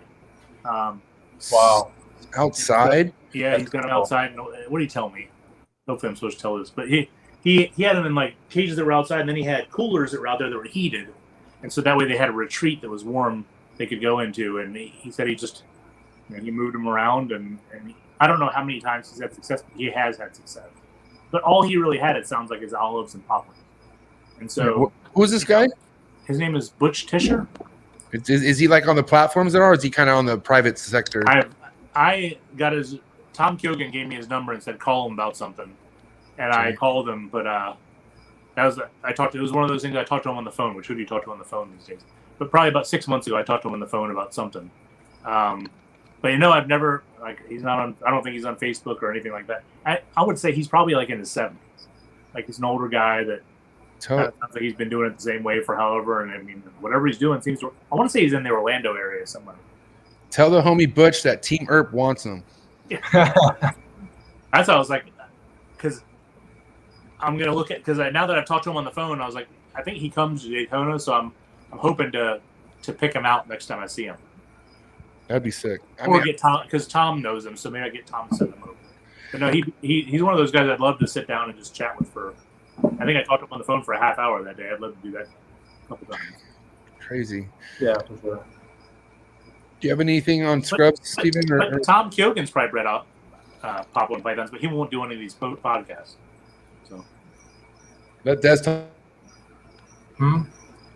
I said, let Des talk to him. He said he won't do any podcasts. I was like, well, let Des talk to him. I'll try. That'd be good. That'd be a cool episode, but. Yeah. So what do you have? What do you have pairing right now with Scrubs? I mean, do you have any certain locality projects going right now, or I mean, how do you work those out? You talking to Steven? No, you, Dennis Scrubs. Me. I only have the pair of hama Harris, and they're young, okay. so I'm not putting them together yet. Okay, so So what was it that you produced then? Let's talk about what you produced. I produced some Meraki Southern Scrubs. So from a male that looked hypo-ish to me and a normal looking female. Yeah, and what did I get? I think I only hatched out. I think I only got 3 good eggs, and then she ended up having like 10 more inside of her that didn't come out. So it would have been a big clutch, but I don't remember. They took a long time to hatch, or longer than I was expecting them to. But they came out. They all ate really well, and they all did really well. You have 2 of those 3, right? Yeah, we have 2 of the 3 babies. Yep. Nice. So how many scrubs did you sell to RepTech, Dennis? I sold them to David Means, and then they went to you. Oh, got it. Okay. Yeah. Nice. So you got David Means collection, Steven. Oh. Dennis said it, not me. You can rewind that. Yeah, right. Edit that out in post. Yeah. But I actually do have a few questions for you, kind of off topic of what we've been doing so far. But I feel like you're one of the handful of people that have a lot of experience in both the zoo field and the private sector. So I would say my first question would be, from your zoo experience, what are 1 or 2 things that, as a private sector, as a generality, we're not doing that we probably should do for the sake of the animals or the community? Depending on so I run a stud book for beaded lizards. Okay. So one of the biggest issues I would say, like, there's always this divide on, and most of my friends that are in the zoo community keep reptiles. They're not anti-reptile. They're the same as you and me. But the problem with the private community with that is that animals come from zoos and go to the private community, and then no one ever hears from them again. And so as a zoo, like, they keep track of everything. Everybody's genetics, everybody's lineage all through, everything about them. Where they came from, pretty much everything. Whereas once they go somewhere else, somebody gets a project, that just kind of goes away. And so I think that's a lot of the problem why a lot of zoos don't work with a lot of private people. Yeah. Isn't so much because they don't trust them or they don't whatever else. It's because historically, and I see, people just don't communicate. They stop answering. Like for me, like we have a lot of animals that are on loan from other zoos. Every year I have to fill out a questionnaire that says, like, did they breed? Are they still alive? Do they have offspring? Where did the offspring go? Did you try whatever else? And so it takes you 5 minutes to do, but that's really one of the biggest things, I think, is that people don't, and I think you see a lot of this as far as, and there's a lot of issue with this as far as hybrid carpets or hybrid whatever else. And, people, things get muddied in the mix and you don't know what happens to them, or you don't know there's some things you might get, you don't even know what it is. Whereas that would never happen in a zoo. So just the record keeping part of it is real for that. But I mean, I think it's the same thing. Like I think about, like, an example is, like, at one point I have Timor pythons at the zoo and I had some at home. And then I was like, I didn't need with so many Timor pythons because it was like, how many times am I going to get peed on when I'm So I was like, I'm going to have some at work or I'm going to have some at the zoo. So I actually sold mine and I kept a pair at the zoo. And, but we do different feeding trials and we weigh them and we do all, like, we just, I also have a staff that I have a great staff that does a lot of good things for me. But, we can write down all those things and we can keep all those records and we can look at all that kind of stuff. I say that's really, like, for me, I work in a place that, like, whatever I say we want to do is kind of what we end up doing. We have a 500 specimen, 100 species collection, and I really got to pick out 99% of it, Nice. There's, like, I wanted Komodos and I wanted anacondas and I didn't get those, but you don't get everything. But I have croc monitors and graze monitors and all kinds of cool different stuff like that. We have king cobra, but I got to keep, like, I have Timor pythons and I have chondros and I have basins and northern emeralds and a whole bunch of annulated boas, and I have a lot of stuff that I like. I mean, I threw in some water dragons and chinosaurs and, like, just different stuff that I thought was cool that we could add in just to make it so it's kind of interesting. And I just got some African clawed frogs, like, just kind of stuff that's kind of fun, So I would say there's not really a whole lot of difference other than record keeping. And some private people are good at record keeping, but I think that's really the main difference. I mean, if you go to any zoo, they've got a back collection. And that stuff, You know, sometimes it's kept exactly the same way that you would keep it at your house. Yeah, and again, the people are the same. Like there are definitely academic people. Like I always feel like there's zoo people that are real academic, that aren't very hands-on, and there's people that are very hands-on and not very academic. And there's definitely a group of people that are both. But you know, I think sometimes that can cause issues because people are more like they want to know the scale count of everything else. Other guys like, I don't care. I know it's breeding and eating. But you know, it's just two different mindsets, and I think they both have value. You know, I mean, there's like you look at like the Nick Muttons of the world. He's like the best of both worlds as far as that kind of thing goes. Yeah, that guy he knows more than I even want to know. You know? Right. Yeah. Yeah. So, I mean, other than, you know, more strict record keeping lineage, do you think there's anything, you know, a new keeper, someone who's just getting into this, you know, maybe be watching this, trying to get some knowledge, should kind of take from the zoological way of thinking and keeping and really try to apply to how they do it on a day-to-day basis at home? I think zoos in general right now are it's really a lot about making sure that the paper trails put you in a good spot. And I think the private community probably should really, like that's why a lot of the cages I've kind of gone to too. It's like thinking about it, you know, there's different articles that are coming out and everybody's got these ideas about how you should keep this and how you should keep that. And, you know, if you get to the point where there is regulation, you know, being ahead of that kind of thing and being in a good position, but that, like there's some stuff, like there's things that people are putting out saying that the cages need to be as long as a snake. I don't think that I necessarily agree with that. And I've got almost 30 years of my life saying that, you know, I keep lots of snakes. They don't need to be in something as long as they are. Like they just don't. Certain snakes might need more space, but I think those are some of the things is just paying attention to what's going on and kind of covering your own aid. You know, I think that's probably the biggest part, and just making sure that you're doing things on the up and up. You're not doing things that are going to get you in trouble and make everybody else look bad. You know, I think that's a lot of what zoos are, and that's what AZA is doing, is really paperwork on paperwork to make sure that the welfare of the animal and the enrichment, and you know, and some people like to say that enrichment is only mental, and I think that's they need to look up the definitions of what those things are. You know, I mean, there's sensory, there's all these different types of enrichment. There, you know, you can change perches. It's not all mental. It can be olfactory. It can be, you know, there's a lot of things you're looking at, and so yeah, I agree. You know, and so and some snakes, like to me, like you do a whole lot of that stuff that goes off food. Like, are you doing the right thing? You know, so I think sometimes I feel like people do it because somebody else tells them they need to. And maybe you're not doing what's best for your animal. I think knowing your animal, and that's why I also think some of that record stuff can come into play. Because if somebody comes to you and says you're not taking care of these right, and be like, well, look, I've been doing this for so long, right? And the eating and the breeding and the whatever else, like the body condition, you know, these things are all good.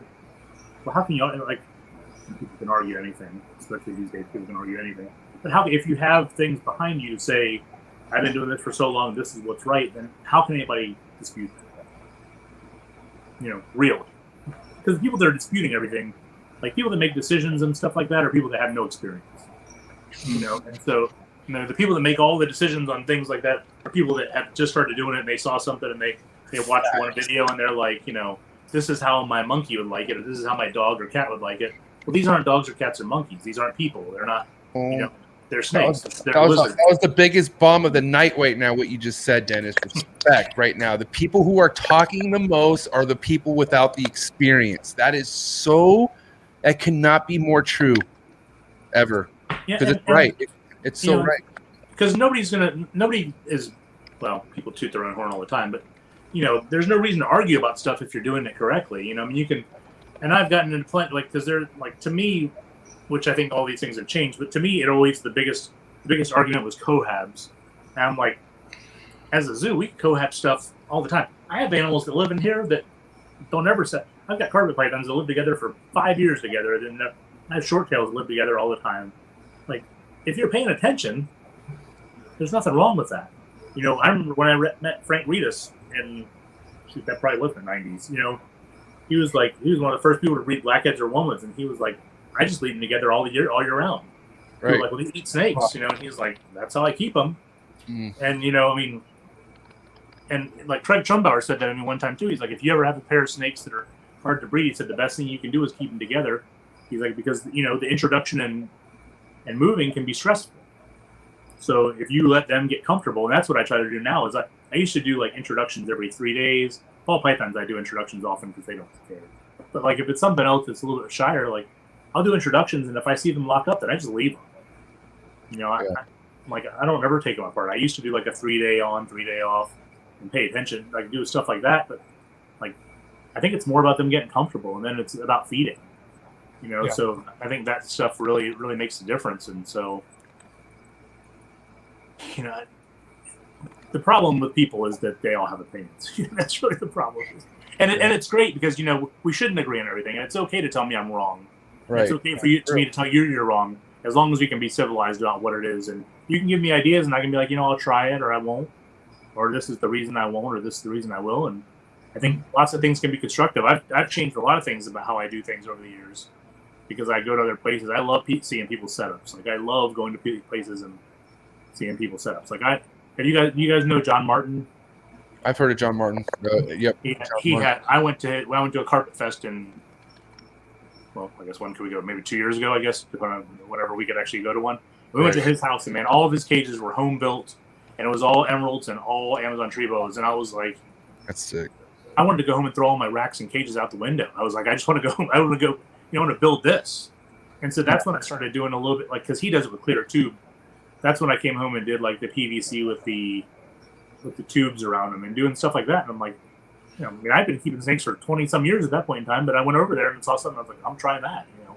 Yeah. You know, so I think realizing you can always learn something. The day you think you know it all is the day you need to quit. You know? Brandon Wheeler, shout out to Brandon Wheeler. He's in the house right now. Really house in the house. But he had a good point because I've noticed this too. I've been cohabbing throughout, you know, the last, I don't know how many months, these pair of, I wouldn't say cohabbing, but they've been together for a while. These mangroves, right? These dendros, and you know, as you know, dendros eat a lot. Like they, you know, they'll fucking digest their food and whatnot. But I do realize that like having them together for so long is a pain in the ass because I have to feed them frequently. So, do you have anything you do with the cohab feeding, or what's your schedule with that, or how does that work? And I would say, like, I agree with what he just said, is that it can be a pain in the ass. And so, I mean, there definitely is truth to that. So if it's something that's too much of a pain, I just separate them. I just pull them out, feed them separately, and then put them back. But a lot of times what I do is I just feed them first on either side, and then I just do whatever else I'm doing, and then I come back and just check on them. Yeah. If it's something that I know, like if it's like short tails, I know they're not zipping around doing anything. So, like, you know, I mean, there's no zipping going on with them. But, like, if it's carpet pythons, I might put one, like, I always keep, like, a big Rubbermaid in there that they can nest in or hide in. Mm-hmm. So I have a hole in the top, so I'll just move the water bowl over the top. Like, I'll feed one in there, put the water bowl over the top, and that way one's in, one's out. So they're still, like, they're separate, but they're together. You know, so as long as you're, like, again, like, I get it. Like, I don't know that I do it with scrubs or with, like, something that eats fast like that. Like, that would be a pain. Or, like, teamer pythons. Like, the teamers we have they're crazy. You know, I mean, they try to eat each other if you try to feed them in there together. So we always separate. Damn. But, like, you know, I think it's just one of those things that if you do it enough, you know what you can get away with. Right. Mm-hmm. Damn. I don't have crazy teamers. I guess I'm lucky. You know, these are big. Like, the ones we have are big. Yeah, because Mike Lehman said his teamers are fucking no joke either. Your teamers are chill, Des and Kush. I mean, I don't see. I mean, they've never been really psychotic with you, have they? No. Yeah, so I don't know. The ones I had here, if I would bring rats in the room, if they were together, they would wrap each other up. I had to separate them because I had them together. They were like, as they were starting to grow up, I put them together. And if I walked in the room with rats and they smelled something, they would wrap each other up. So I had to. So they weren't good candidates for the whole cohabit thing. You know, and that's the thing. You know, some things work, some things don't. Or you realize, you know, if I'm coming in here with rats, because they were fine other than that, but if I was coming in here with rats, I needed to separate. So I just figured that out, you know. Yeah. Jeez. What do you feed your teamers? Are you like on the bigger side of things, or do you feed them moderate? Like how do you no big, like, but they're like 8 foot plus. You know, I mean, they're big. Okay. They eat like jumbo, like the female. They'll eat at least a jumbo rat each. Sometimes she'll eat 2 or 3 a week, or what? Every other week. Every other week. We don't feed them from, because I haven't really had any copulation with them. It's kind of crazy to me, but and I've tried for a few years. But don't feed them from Thanksgiving till Valentine's Day. Thanksgiving to Valentine's Day. Wow. Which is kind of what I do. Like here, like like I'll do some feedings, like I'll start to stretch it out till Christmas or so. But like if it's something that I see activity or I see them start to act, and then I'll usually try to take that a break if I can. But that's kind of what you do with the colubrid.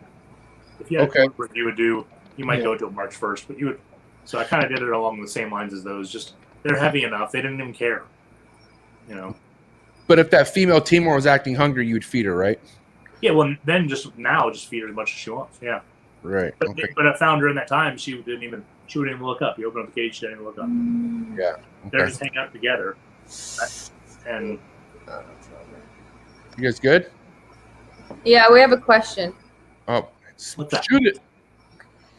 Okay, so these balls and exotics wants to know: does size play a role in specific cohab known to eat one another? Like that. Yeah, I definitely wouldn't put some baby in there with something big. Like the carpets I have, the male is probably a third of the size of her, but that's kind of what they always are. But I mean, and I think I wouldn't like if you're asked, like to me, and I hate to say this, but if you're asking a whole bunch of questions about it, then you shouldn't do it. Like when you get to the point where you're comfortable with it, then I would think that's okay. But like if you're not sure, then don't do it. You know, it's just I think it's more about. And I hate to say it that way because I don't want to come off like high and mighty. But like if when you're at the point where you're confident, be like, this is going to be okay. I'm going to come in here. I know what I'm looking for. Like I definitely wouldn't put some little thing. Like my fuscus are together, and my male is probably half the size of my female. But like they're not gonna. Like they don't show signs of doing stuff like that. So I've had them long enough to watch them that I know they're not going to try. They'll try to eat me, but they're not going to try and eat each other. Yeah.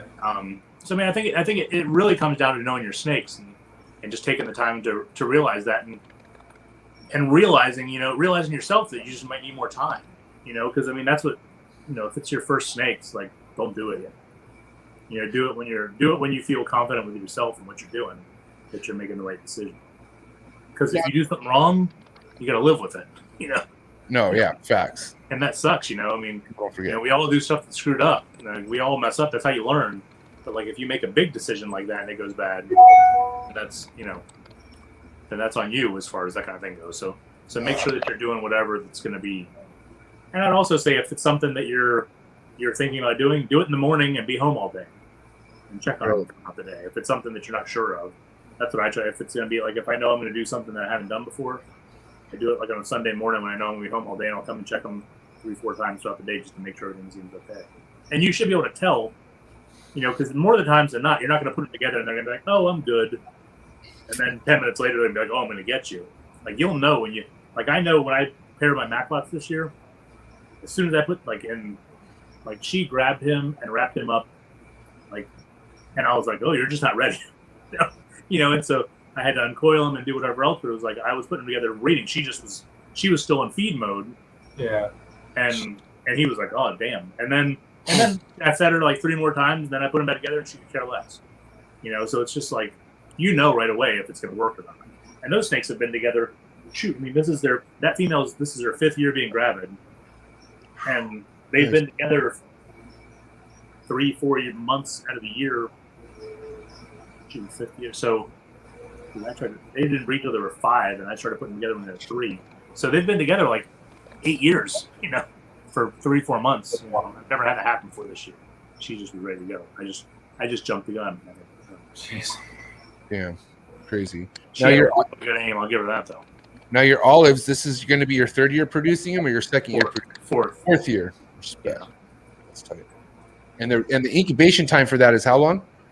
I've had different incubation times. I should have wrote that down.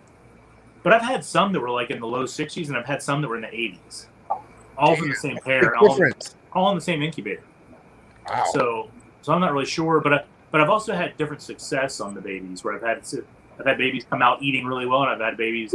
My first clutches were more like I had to get quail and I had to feed them a little bit more and get them going. Whereas the last time I think I might have only had one that was on quail, and it went off quick. Like those snakes don't have a feeding response from the first beginning. They're just chill. But if you put a quail in front of them, they have a feeding response. But for a mouse, they don't have one. Right. And then it seems like after they get like 3 or 4 meals in them, then they start to be like it's more or less you just lay it in there and come back. And once they've done that 3 or 4 times, then they start to have a feeding response. Then once they get going, they never turn back. Right. Now, Go ahead, Steven. With your olives, so we're trying to breed some of ours this year.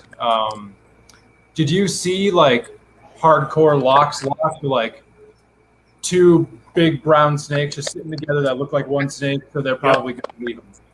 Yeah. And I saw that for probably 2 weeks, maybe a little bit more. And then all of a sudden they separate. And then once they separate, then I start feeling her and I'm like, oh, something happened. And then I've also found like, and I'm getting ready to turn, but like for them, like they are heat seekers. Like when I first bred her, I still have the hide box in there. I probably should move it. But like she actually moved the hide box underneath the heat lamp. Great lights. I just prefer to be able to see the light, see the heat. So I use lights on it. And she actually burned herself. She like moved the hide box over so she could get really close to the lamp. And she actually burned herself in the back. But they just wanted to bask. And so once she started basking real heavy, then I knew. And so that's kind of what I just go for. And then especially for feeding her. Like if she's not trying to eat everything, then I know. Yeah. I don't know about yours, but man, there's some hungry snakes. Oh yeah, and that's where we're at right now. We've had the male with two different females, and I can't say I've seen a lock for sure, but like they'll look like one snake for 2 to 4 weeks, then they'll separate, remove them, and then they eat.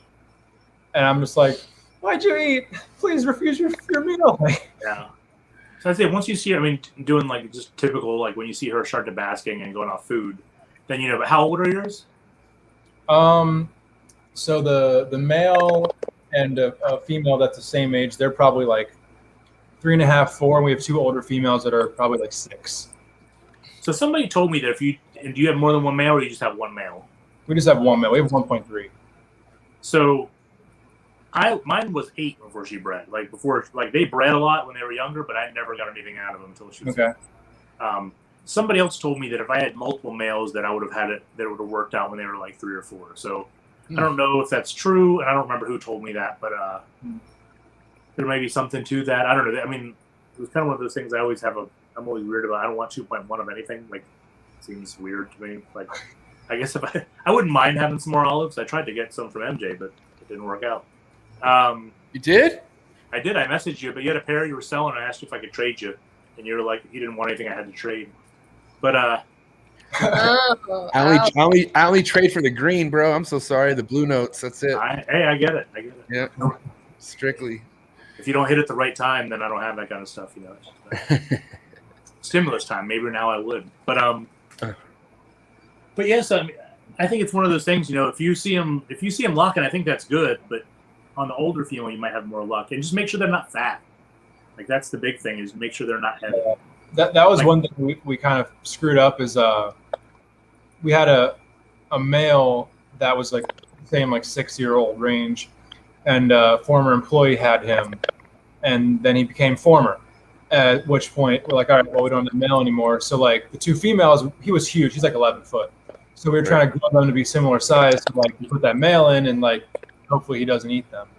And then we realized we have these 2 fat females and this younger, smaller male. Right. At that point, we kind of like stopped feeding them for like probably 4 or 5 months, and they slimmed out a little bit, but like,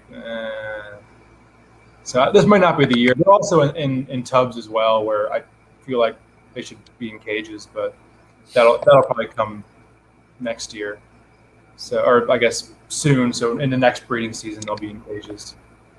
Dave Barker told me years ago when I had Womas, and I had a Woma that was like heavy and she laid slugs, and he was like, next year feed her 2 meals and then breed her. And I was like, what? Dang. And I did it, and she laid 11 eggs. Like it worked. And I was like, are you kidding me? And he's like, yeah, she's too fat. And it was just one of those things. Like I was like, it was so simple, but it worked. And so like if you have a heavy animal, like that was his suggestion. And that was with Womas, which are a little bit different than olives, but still like take a while off and then just feed the crap. Just fast them. If they don't go this year, then fast them as long as you can. Yeah. The problem with them is that servicing them when you're fasting them is tough. That's so smart. They're so ready to eat you that right. Yeah, my family's not like that. My family like not that. That good, so So That was my suggestion. what do you guys both suggest, or both sides suggest you fast a snake that needs to be put on a diet, right? So let's say right now you have a snake who doesn't look like she's going to lay, you don't feel no follicles, she's fat. What do you recommend, like the fasting schedule for a snake like that? I think there's different ways you could do it. You could do a small meal like every couple of weeks just to kind of get the metabolism going, just make sure they can bask. But it's hard to get weight off this stuff, it's easier. It's weird how it's hard to, but so that's what I would say to do. But I mean, again, I did it with that Woma and it worked. So Twice. Maybe that's the way to do it. Wait till just don't feed it. Well, when did you said you fed it twice, but when did you feed it? Like in the fall. Okay. So now granted, I guess he told me that in Daytona. So maybe I didn't feed it. Maybe I only fed it 2 meals in the whole fall. So maybe I didn't do a whole year. I did from August until gravid. So probably until February, March. I feel like I need to do that. Yeah. I would say, especially if you're in there all the time, if you look at it and you're like, man, this thing's rough, then obviously feed it. But, there's stuff like, I know that there was a herpetologist here that did stuff on rattlesnakes, and they were tracking them, and they were finding that male timber canebrakes were eating 2 squirrels a year. Like, these snakes aren't eating as much as we think they are. Yeah. Yeah, and they were tracking them. So, they knew. So I don't know that it's that far out of the realm. Shoot, there's a I don't remember exactly, but some friends of mine are doing a study on these boas, and there's an island boa, which I can't believe I don't remember the name of it, but they only eat the migrating birds. So like they're only eating during the birds' migration. Wow. So how long is that? Just a couple weeks. Yeah. So like they eat as much as they can during that thing, and the population is sustained. So I think we kill them all with kindness, I think, with a lot of that stuff where it's like you feed regularly and do all that kind of stuff. I know we have big retics at the zoo, and we only feed them when they move, so they're eating about 5 meals a year. Damn. And they're not skinny. I'm doing it way wrong. they're not skinny at all. Oh my God, I'm taking so many pages out of Dennis's book right now. This is nuts. And it's one of those things. That's where it is. It's like if they're not moving, we don't feed them. And we've tried to do that with a lot of other stuff. It gets harder when you work for the zoo because you have a vet and you can't have weight fluctuations, and you have a little more freedom if somebody's not paying attention to whatever you're doing. Because when you weigh stuff and there's a big difference, they're like, "Why are you doing that?" And I get that. That's their job. But if they're not moving, they're not hungry. Let's talk a little bit more about what you do at your job, because from what we talked about, you pretty much run the show over in your department, right? For the most part, yeah. Yes. I have a staff of 3 people that work for me. We have a building that's there. I have a boss, but luckily she's super cool and lets me kind of do what as long as our results are good, I have a lot of freedom to do what we think. So we breed a lot of animals. We get rid of a lot of animals. We set a whole bunch of cool stuff up and move things around and get stuff in, and I don't know. It's a pretty awesome thing to do. I have no complaints about it, and I have a lot, and it's also good because I have a lot of people that work. The people that work for me, I like, so that makes it easy. So much of what you do is so much more about who you're working with than what you're working with. If you're miserable with the people you're around, then it makes life hell. But if you get along with people that are around, you can make anything work. But yeah, we just have we have about 70 some exhibits.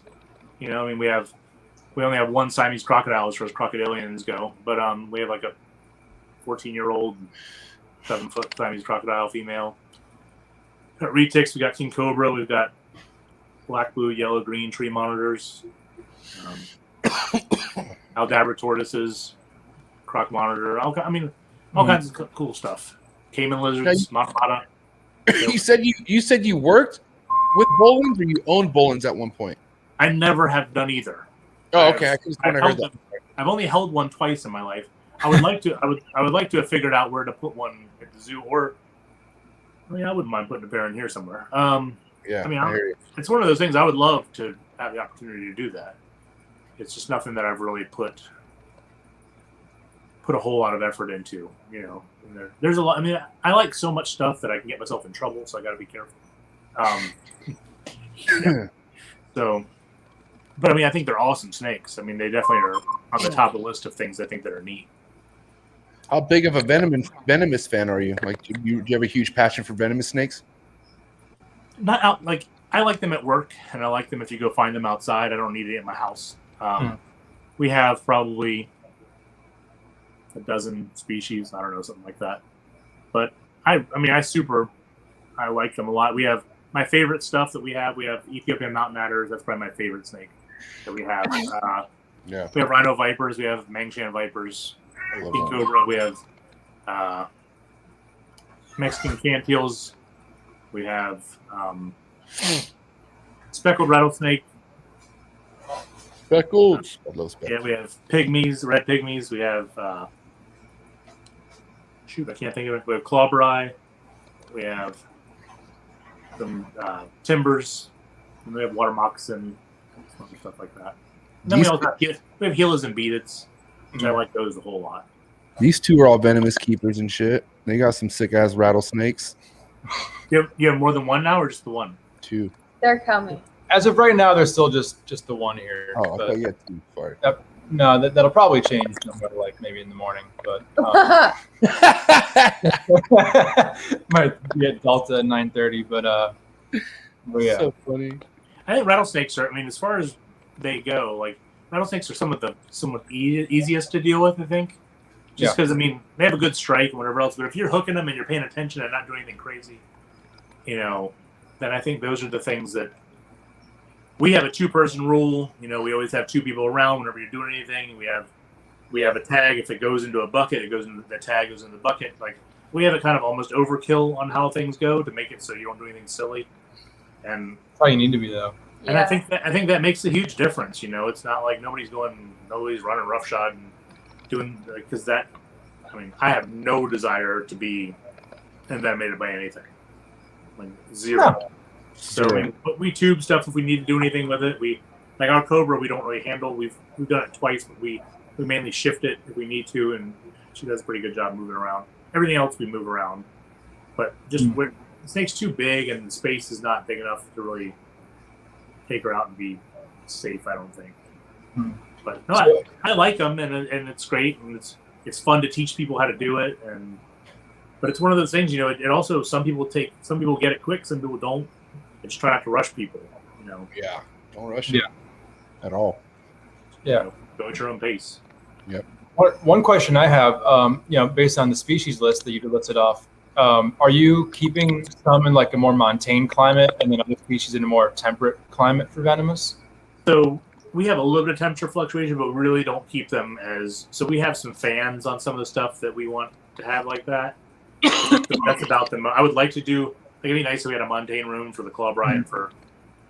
We were talking about trying to figure out some way. We actually devised one of the girls who works for me devised a system of putting some cool packs on the side of some of the cages to try to make it so there was a place to go to get a little bit cooler, but didn't really utilize it. So I don't know if it was really working the way. We've talked about doing some different things, like maybe running water through it with a chiller to have almost like a waterfall or like a stream that goes through with a chiller, because that would give you just a colder area. I know I have some friends at some different zoos that have taken some different AC units. They've plumbed into different things and they adjusted somehow to get some of the things down in the 50s, like for Mangshans and Parviocula. I'd like to do that. Ours don't do that. We don't do that currently, but we've had good success with them, and we haven't tried to breed either one. But they've been doing really well, so we're kind of not changing much with them. We just don't keep them very hot. Fair enough. Okay. Like 78. Nice. Yeah, for sure. Because that's what we're doing over here. Like we're just trying to stay in the lane of Montana only during the Theobronia. And luckily, I'm going to speak for myself on this. My favorite venomous reptiles come from that climate. You know, all of them do. You know, like Mangs and Parviocula are two things that, you know, I would absolutely love to have the opportunity to work with one day. Same with all, you know, rattlesnakes and Bothriochus and stuff like that. Yeah, and the Mangs are pretty easy to deal with. The Parviocula are a handful. They're mean, I'm telling you, they are my favorite thing that we have as far as that kind of thing goes. But man, if you've never been around one, because I know the first time we hooked them, like when we got them, like they were doing somersaults and like they do this like growly hiss, like they're vocal and crazy. They're awesome, but they're crazy. So we've actually gone to the point now where we actually take a bucket because they flop off the hook a lot. Like we'll double hook them and try, but they're just in. Like, when you first get them up, they're okay. But if you have them out for any period of time, you're putting them back. They definitely have no problem flopping off of your hook. So we've actually gone to the point where we actually just tong a bucket in there and then hook them into the bucket and then do it. So that way we're not doing it. So that way if they fall, they're not falling 3 feet. They're falling a foot. Or falling period. Yeah. So we're trying to make it so we like eliminate some of those things because I mean, we've had them for 3 years and they just are not chill. They have no chill whatsoever. They're just crazy, but it's like, I don't know, it's okay. Like they're awesome. Like I'm completely okay with it. It's just the last thing. It's the last snake we let anybody do anything. Yeah. So if you get those, just be careful. Oh yeah, we're in no rush to get into the crazier stuff. The little rattlesnakes are plenty Just for now. fine. A little rattlesnake. So, am I wrong to remember one time you putting up something on Instagram of having Aruba Island rattlesnakes? I forgot those. Yes, we have those. Those are one of my favorites too. How are those? Because those are really They're lost feisty. in the private sector, right? Yeah, they're pretty feisty too. They're the feistiest rattlesnake we have. Okay. They're not hard to hook, not bad. But if anybody's gonna like meet you with the mouth, it's them. But they're super cool looking. Like as they get bigger, they have like a lot of blues and purples and pinks, like a lot of hues. I have some friends that live local that went to Aruba and saw them, and they're like, we have them set up wrong because they're like they only live like on. Basically, they found them all on just reef rock, like just like bleached all rock that's on the beach. Wow. Which we don't have them set up like that, but they're super cool. They like to climb a little bit. Like we found a lot of rattlesnakes. If you give them something to climb on, they climb a lot more than you think they do too. Yeah. Which I think is weird. Like especially the red pygmies we have, they're always off the ground. Like they perch. Like we have like parts of Christmas trees in there. Their cage is 4 foot tall. They'll be 3 foot off the ground. Wow. Wow, that's really cool. And the clobber and the speckled. Like if you want a cool looking rattlesnake, that Pyrrhus, that thing, it's white and those things are beautiful. But man, we'll find those. They're little branches. We'll find them basking up on a little branch, sticking underneath the light. They'll go up there and bask. Like it's super. But the Arubas will do the same thing. They'll climb around and do all kinds of stuff. They're neat. They're all super neat. Like I definitely see the appeal. They're super cool. Yeah.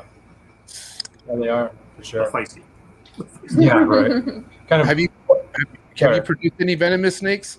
We have not. We've actually not tried. So we've kind of made it one of those things. We have groups of males or we have pairs of things, but we haven't really. Just because I'd have to buy a whole new set of caging to make it so it's all. And we may, you never know. You never know what we'll do. But as of right now, we're just not set up for it. So we just kind of have that. More just for people to see. Sounds sketchy, anyways.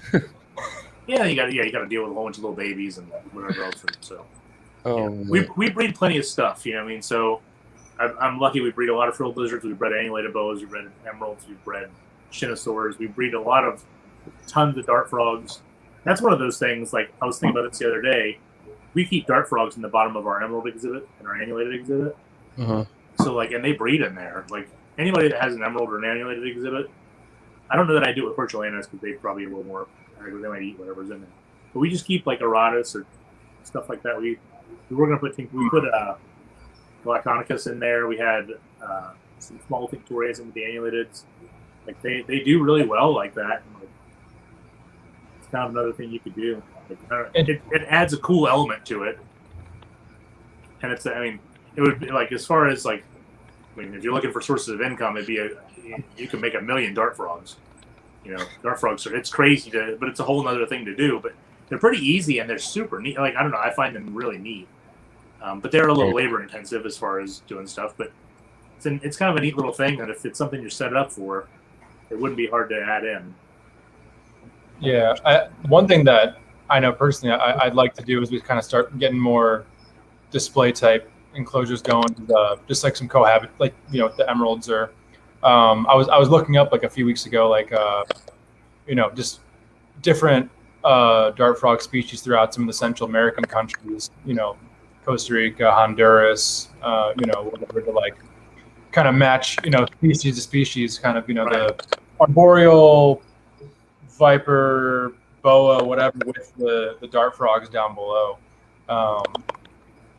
I'd like some dart frogs. Oh, I mean, that was one of the first things I looked at, dart frogs, and then kind of just my interest went a different direction. But Geckos. they're incredible. How many dart frogs for Bella there, Des? I don't know about that. I'll buy you any dart frog in the world if you just give me Bella, please. I'll give her the best home ever. So Des has the most coolest fucking tree toad. It's a tree toad, right? Am I wrong? What's he? Yeah. Climbing tree? Is it a climbing spotted? What is the name of it? Spotted climbing toad. Probably the coolest fuck. I'm gonna pull it up because how much I like it. But anyways, I've been bugging Des for that thing for years. She'll never give it up. That'd be a weird one to cohab with dart frog, like the different continent side things. But I think if you're looking at different stuff, like Pamilio or another one of those things, because you don't have to take care of the babies. Like they kind of do it themselves, So if you set up, they do all the work for you.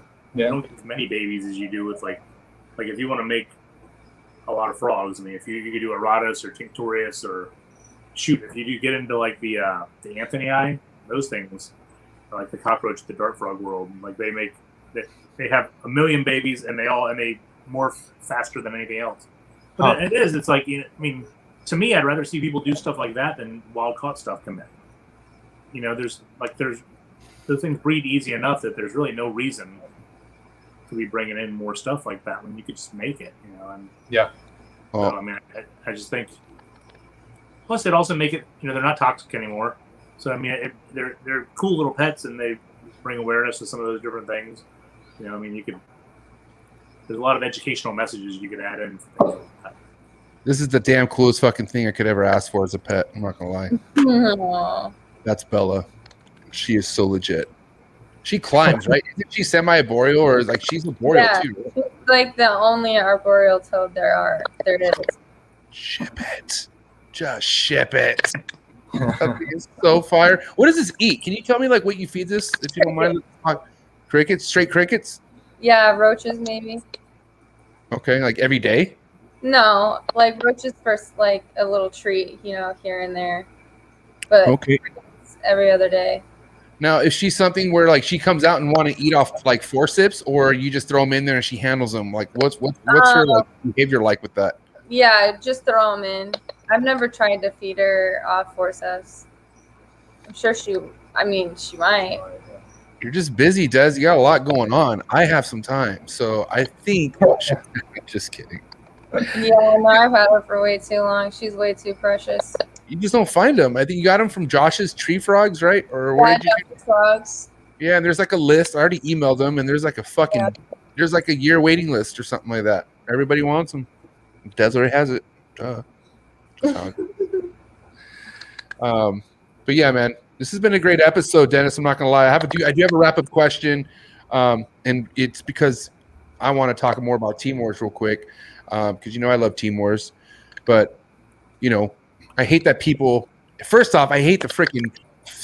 Steven said earlier, and I was about to get upset, but I didn't. But cracking the code, cracking codes. Fucking, there's no guy. I don't understand that. Okay, but anyways, what is it that you think, Dennis, that why are people thinking Team Wars are such a hard species to breed, and it's just like it's like a long shot project, and the list goes on, like a lot of like the negative side of breeding Team Wars. I want to know what do you think about that? Yeah, I mean, I have a pair that we've tried to breed at the zoo for a few years, and we have not done it. So I would say, I don't know, whatever it is, they're a little bit harder than other things. I don't know what it is. I'm sure it's food. I'm sure it's probably weight. I'm sure that's probably it. And that's why we fast them a little bit longer and just try to see if we get some. I mean, they hang out together all the time. It's not like they want to be apart. They could go wherever they want. But so I don't know. I kind of think it's one of those things you just figure out what it is. As far as food, I think we make everything too fat. And I think whenever you hit the food at the right point, I mean, I think you can go like to me, and they're not a scrub and they're not a chondro. But if you think about that Daniel Natush thing where he talks about, have you heard about that? Where he talks about the migrating birds going in there, and then chondros are later on the bottom, and the scrubs are going in the trees, and they like go to the same place every year. They're finding these scrubs go up there and they're eating birds, and then as the birds are breeding, they're dropping. Then the rats are coming to eat all that stuff at the bottom, and the chondros are down there eating rats. Right. And, like, basically, those snakes have almost migrated with the birds, and so that probably is the trigger to make it so they breed. So I bet you they don't feed for most of the year, and then there's probably some Little whatever thing that happens. You know, I've never been to Komodo or all those different places to see what it's like over there, but like, I mean, I'm sure with it being so hot, there's probably certain times that feast and famine, and when that feast comes in, that's the time to go. I think we really just. I think overall, I think we feed too much, and so I think that's the. You know, I think that's the issue. Would be my guess. Now, again, I haven't done it, so I can't tell you. And, Right.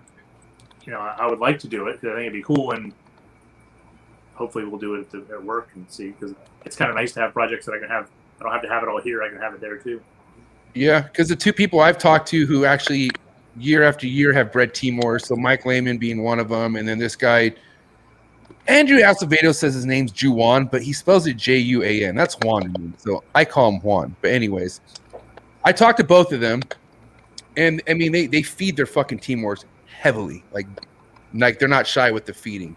But it's also that they have a lot more than just one pair going. Also, like, you know, I think fucking, what did Mike say? 13 pairings. I think he has. So he has 13 pairings going on, and he says most of those, or if not all of them, will go for him. And then the guy Juan back in Indonesia, he's doing, you know, about 6 to 7 pairings and getting at least 4 or 5 to go. But they say the food is that having that food in them is important. Like, you know, and this is coming from them, of course. You know, everyone has, you know, they're different, you know, like, and also too with ball pythons, like, you have people who say, you know, feeding your ball pythons a shit ton of food isn't ideal, you know. But then you talk to other people who are the other end of the spectrum who feed their ball pythons a lot on a massive level. So it's so weird, bro. Like, I think it's really weird because you hear so many people say, well, I think the feeding's the issue, you know, like our snakes are too big. And then you hear to somebody who's successful doing it saying, well, I feed the shit out of my animals. You know? Didn't Bill Brandt say that they kept them like in vision tubs and they just they fed them they breed them like ball pythons. That's what he says. He breeds them just like ball pythons in a rack. So, I think a lot of it too is just the, you know, simplicity. He always says the rhythm of the room. I think there's definitely something to, you know, there's a rhythm that happens in your room that makes it so things know when to go, and if you're paying attention at the right point, right.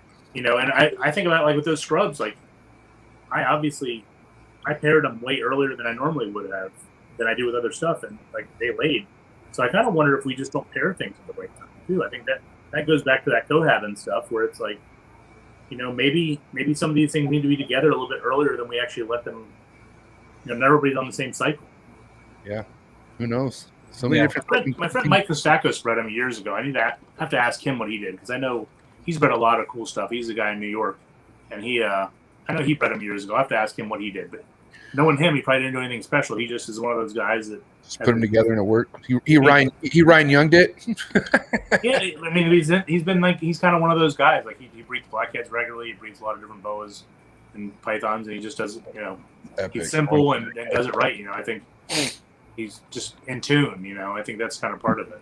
I'm trying to be that guy for sure. I mean, not with blackheads. I'm just saying with like shit that nobody else could do. Or, you know, I also think too, I don't think enough people have put enough time and like real true passion into the Timor project. Like, I feel it's like, yeah, I have a pair, like, you know, yeah, they're together, you know, I'll see what happens. But like, you know, you look at Mike Lehman and the you know, the gourmet rodent, and they literally have 13 pairs going. Like, that's why they have clutches coming, you know. Like, I also, you know, because at the end of the day, breeding's a numbers game, right? Yeah, I mean, I think there's people don't keep stuff long enough. I think that's part of it. You know, Facts. I think a lot of the stuff is people, they go, they're 6 years old. I've tried for 2 years. I'm getting rid of them. Yep. You know, and I mean, I was talking to I was talking to this girl the other day, and she was saying that she bred her olives for the first time they were 11. You know, she was like, and then they bred I think she said they bred 9 years in a row after that. So it's like they don't. I think we expect everything to get ready so early, and they don't need to be bred so early. Yeah, it takes time. And what's one thing that you said too is the motion, like you say, the flow in the room. I think that's important too. And sometimes some even adults take a while for them to understand that flow, and then it turns like a light switch. Because there's a couple people I've talked to, I don't know offhand, but they've said I've had this fucking pair for 8-9 years, and I just barely got them to go. On year 9 and shit. It's crazy. That's why it's respect too. That's why no disrespect to the ball python game, but you don't get that kind of satisfaction breeding ball pythons. You know what I mean? Because ball python's going to go for you. You're going to get a fucking ball python clutch. That's why we love ball pythons. We love them. I'm just saying. 30 years ago, you probably didn't. So I think, you had, these are all established animals that were born here, where not all these things are all kept, not all these animals you're dealing with are captive bred animals that are growing up. Right. So I think we figure things out, and we just, obviously ball pythons are easier to breed than other stuff, but, it wasn't always the case where they were around. I just think there's more interest, and there's also, you can find videos and books and find whatever you want to tell you what to do. Now, granted, there's obviously a million ways to do it right, but I think it's everybody, because people do it. If you talk to Ryan's got a very simple approach, but he kills it. Yeah. But he has a very simple approach. He's just really in tune and knows what he's doing. He's not a rush. In tuned. Kush, you have a final question for our man Dennis right now? Yeah. One species we haven't touched on yet that you work at at the zoo, is it Varanus olivaceus? Yeah. You have some of those, right? Yeah. How are those to work with? That's another one where it's I don't know what that is. Please, I don't know what that is. The Grays monitor. They come out of the Philippines. They eat fruit. What are we talking about? The Grays monitor. They come out of the Grays Philippines. monitor. Okay. Yeah. What is it like? It's probably the craziest monitor I think I've worked with. It eats. I think I've sent you video. It eats fruit like it's alive. It also will sit there and almost seem like it's dazed, not even paying attention, and then it'll just explode after whatever's there. It's a super interesting lizard that is the least chill of all the lizards we have. It's more flighty than a croc monitor. Croc monitors are so weird and I don't know. I think they're super cool, but the ones we have they're flighty. They definitely react to whatever's going on around. This thing it will be like that, and then it won't be like that, and then it just has these weird moods. I don't say moods, but weird reactions. But it's an awesome lizard. It's like a giant tree monitor. It's just it's always up in the trees, always looking around. Eats anything. I've put a bowl out with grapes, blueberries, worms, whatever else. It'll eat all the fruit first, and then it'll eat the worms. We feed it a lot of figs. We feed it mice. We feed it crickets, night crawlers. It's a super neat lizard. I want one. I've unfortunately had my finger in its mouth one time, and it has good jaw pressure. But it was just the tip. So luckily it was in the very front of its mouth. It overshot the tongs. I was using 12-inch tongs, and it overshot the tongs, and then tried to drag me under a branch with it, and I was luckily I was chill, and I just grabbed its kind of grabbed the top of its nose, and then it let go. But that one was no fun. But it wasn't horrible. How do you stay chill when a monitor wants to drag you under a tree? That is respect. You kind of lose that. I don't know. I've lost the flinch response for everything. I don't know. It's there yet. And it helps because that's what gets you in trouble. When you pull away is when you get hurt. So if you can kind of push into it or whatever else. But luckily, and a lot of the way I try to train people is do it with your eyes closed, so you don't see it coming. You don't see whatever it is. If you're in the point where it's safe, do it because you react less, and the reaction is what gets you in trouble. Yeah. With your eye closed, that's some serious. If you're gonna pick up your white lips and your white lips are being crazy, if you do it with your eye closed, I bet you have a better success rate than you do with your eyes open. You are nuts. Fuck that. I'm just telling you. I bet you it works. Okay, here's the thing. White lips. There's certain things that white lip. Okay, and this is just with my white lips, but I have a good amount. Like I said, about 5, right? And they're all different ages and stuff.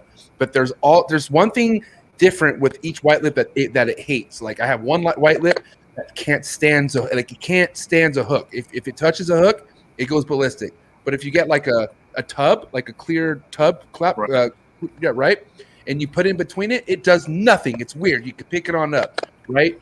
But I can tell you right now, bro, touching a white lip like on the head or like anywhere, like where you're gonna get lit up. I don't care. Like you have to be mindful how you pick up a white lip. Right. Or you can just pick the shit up out of it and you go like this. You could do that too, but you touch a white lip in the head, you're getting hit. I don't care. I'm not saying touching the head. I'm just saying, like, if you go and grab something. How do you see? How do you see? You're like, well, you're not seeing. You just put your hand over it. Oh my and just God. pick it up. I'm just telling you. I got to see this in person. It works. It works. That is player. Don't deal with something that's going to hurt you. Uh-oh. It's dark. All right, Des, what's your final question for Dennis? Who are your biggest mentors? Oh, man, I have a whole list of those. Well, just list them. Okay. I'd say Craig Trumbauer has been a huge influence with me. Keith McPeak was a huge influence with me. Vin Russo has been a big person for me. I mean, I got to spend some time with Dave Barker when I was younger, which was cool. Those are like, and then I have friends that are around. Like I have friends that luckily most of my friends are all reptile related at this point in time in life. It's like my friend Chad Hulker and Scott Crumbly and Howie Sherman.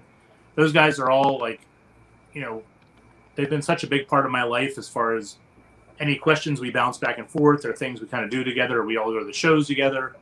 I mean, they're friends and mentors and all of those things. And it all just kind of like, I wouldn't be able to do what I do without them. Cool. Very cool. Hell yeah. I'm waiting on someone to ask a question. I did ask him. I have another question. I'll have a wrap-up question.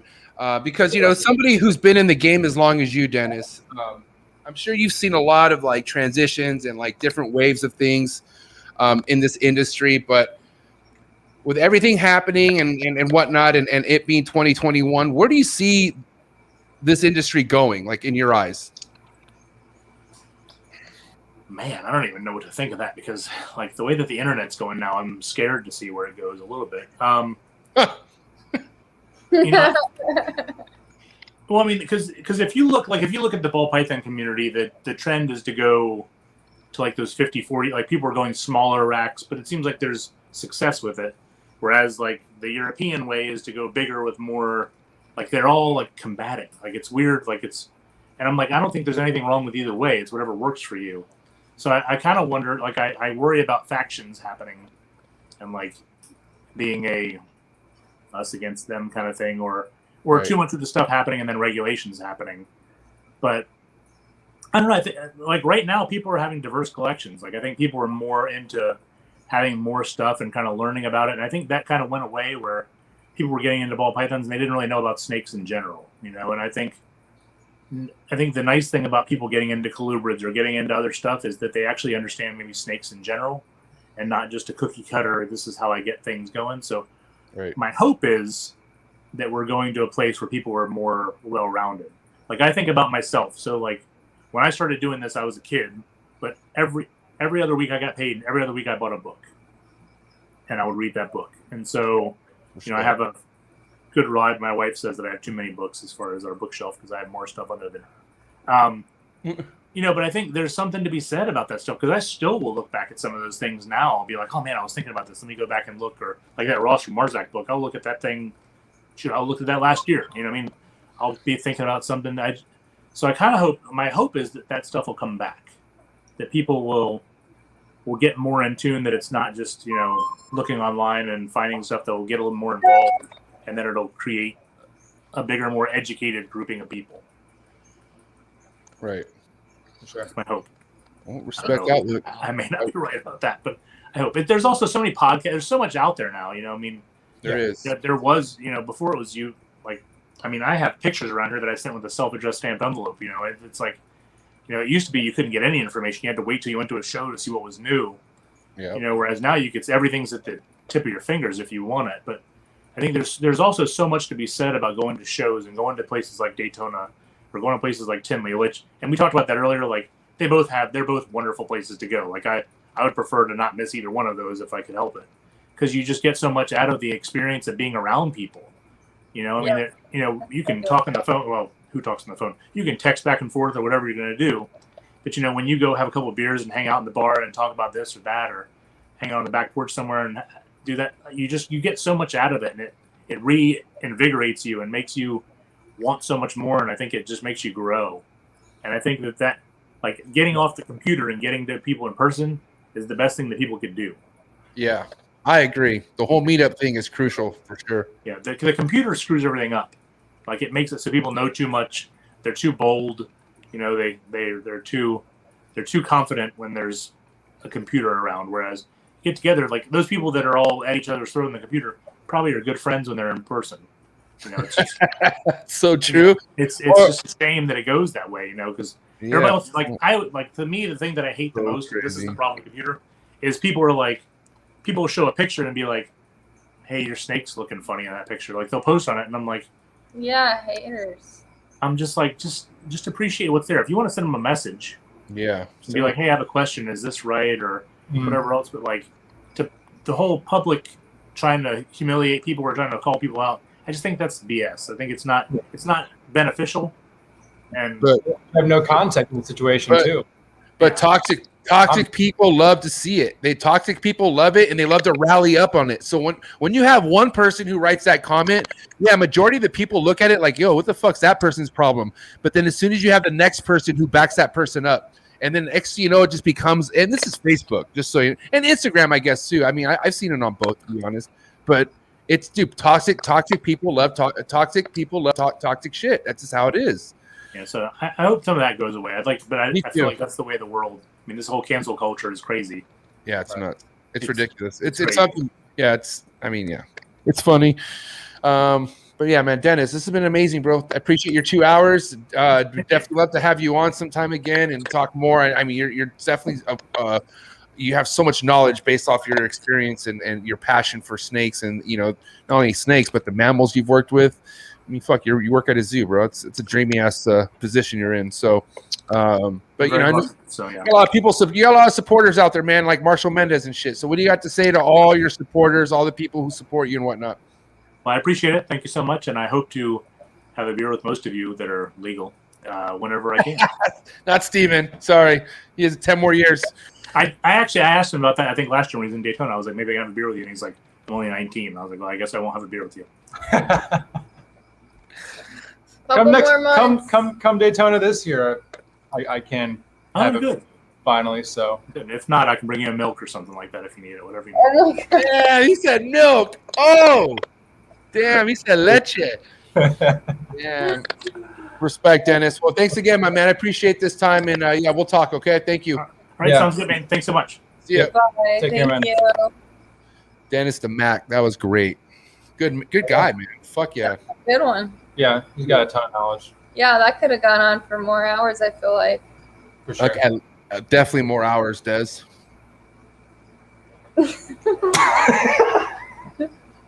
You guys are awesome, man. Thank you so much. I mean, we had Cody on for 4 hours.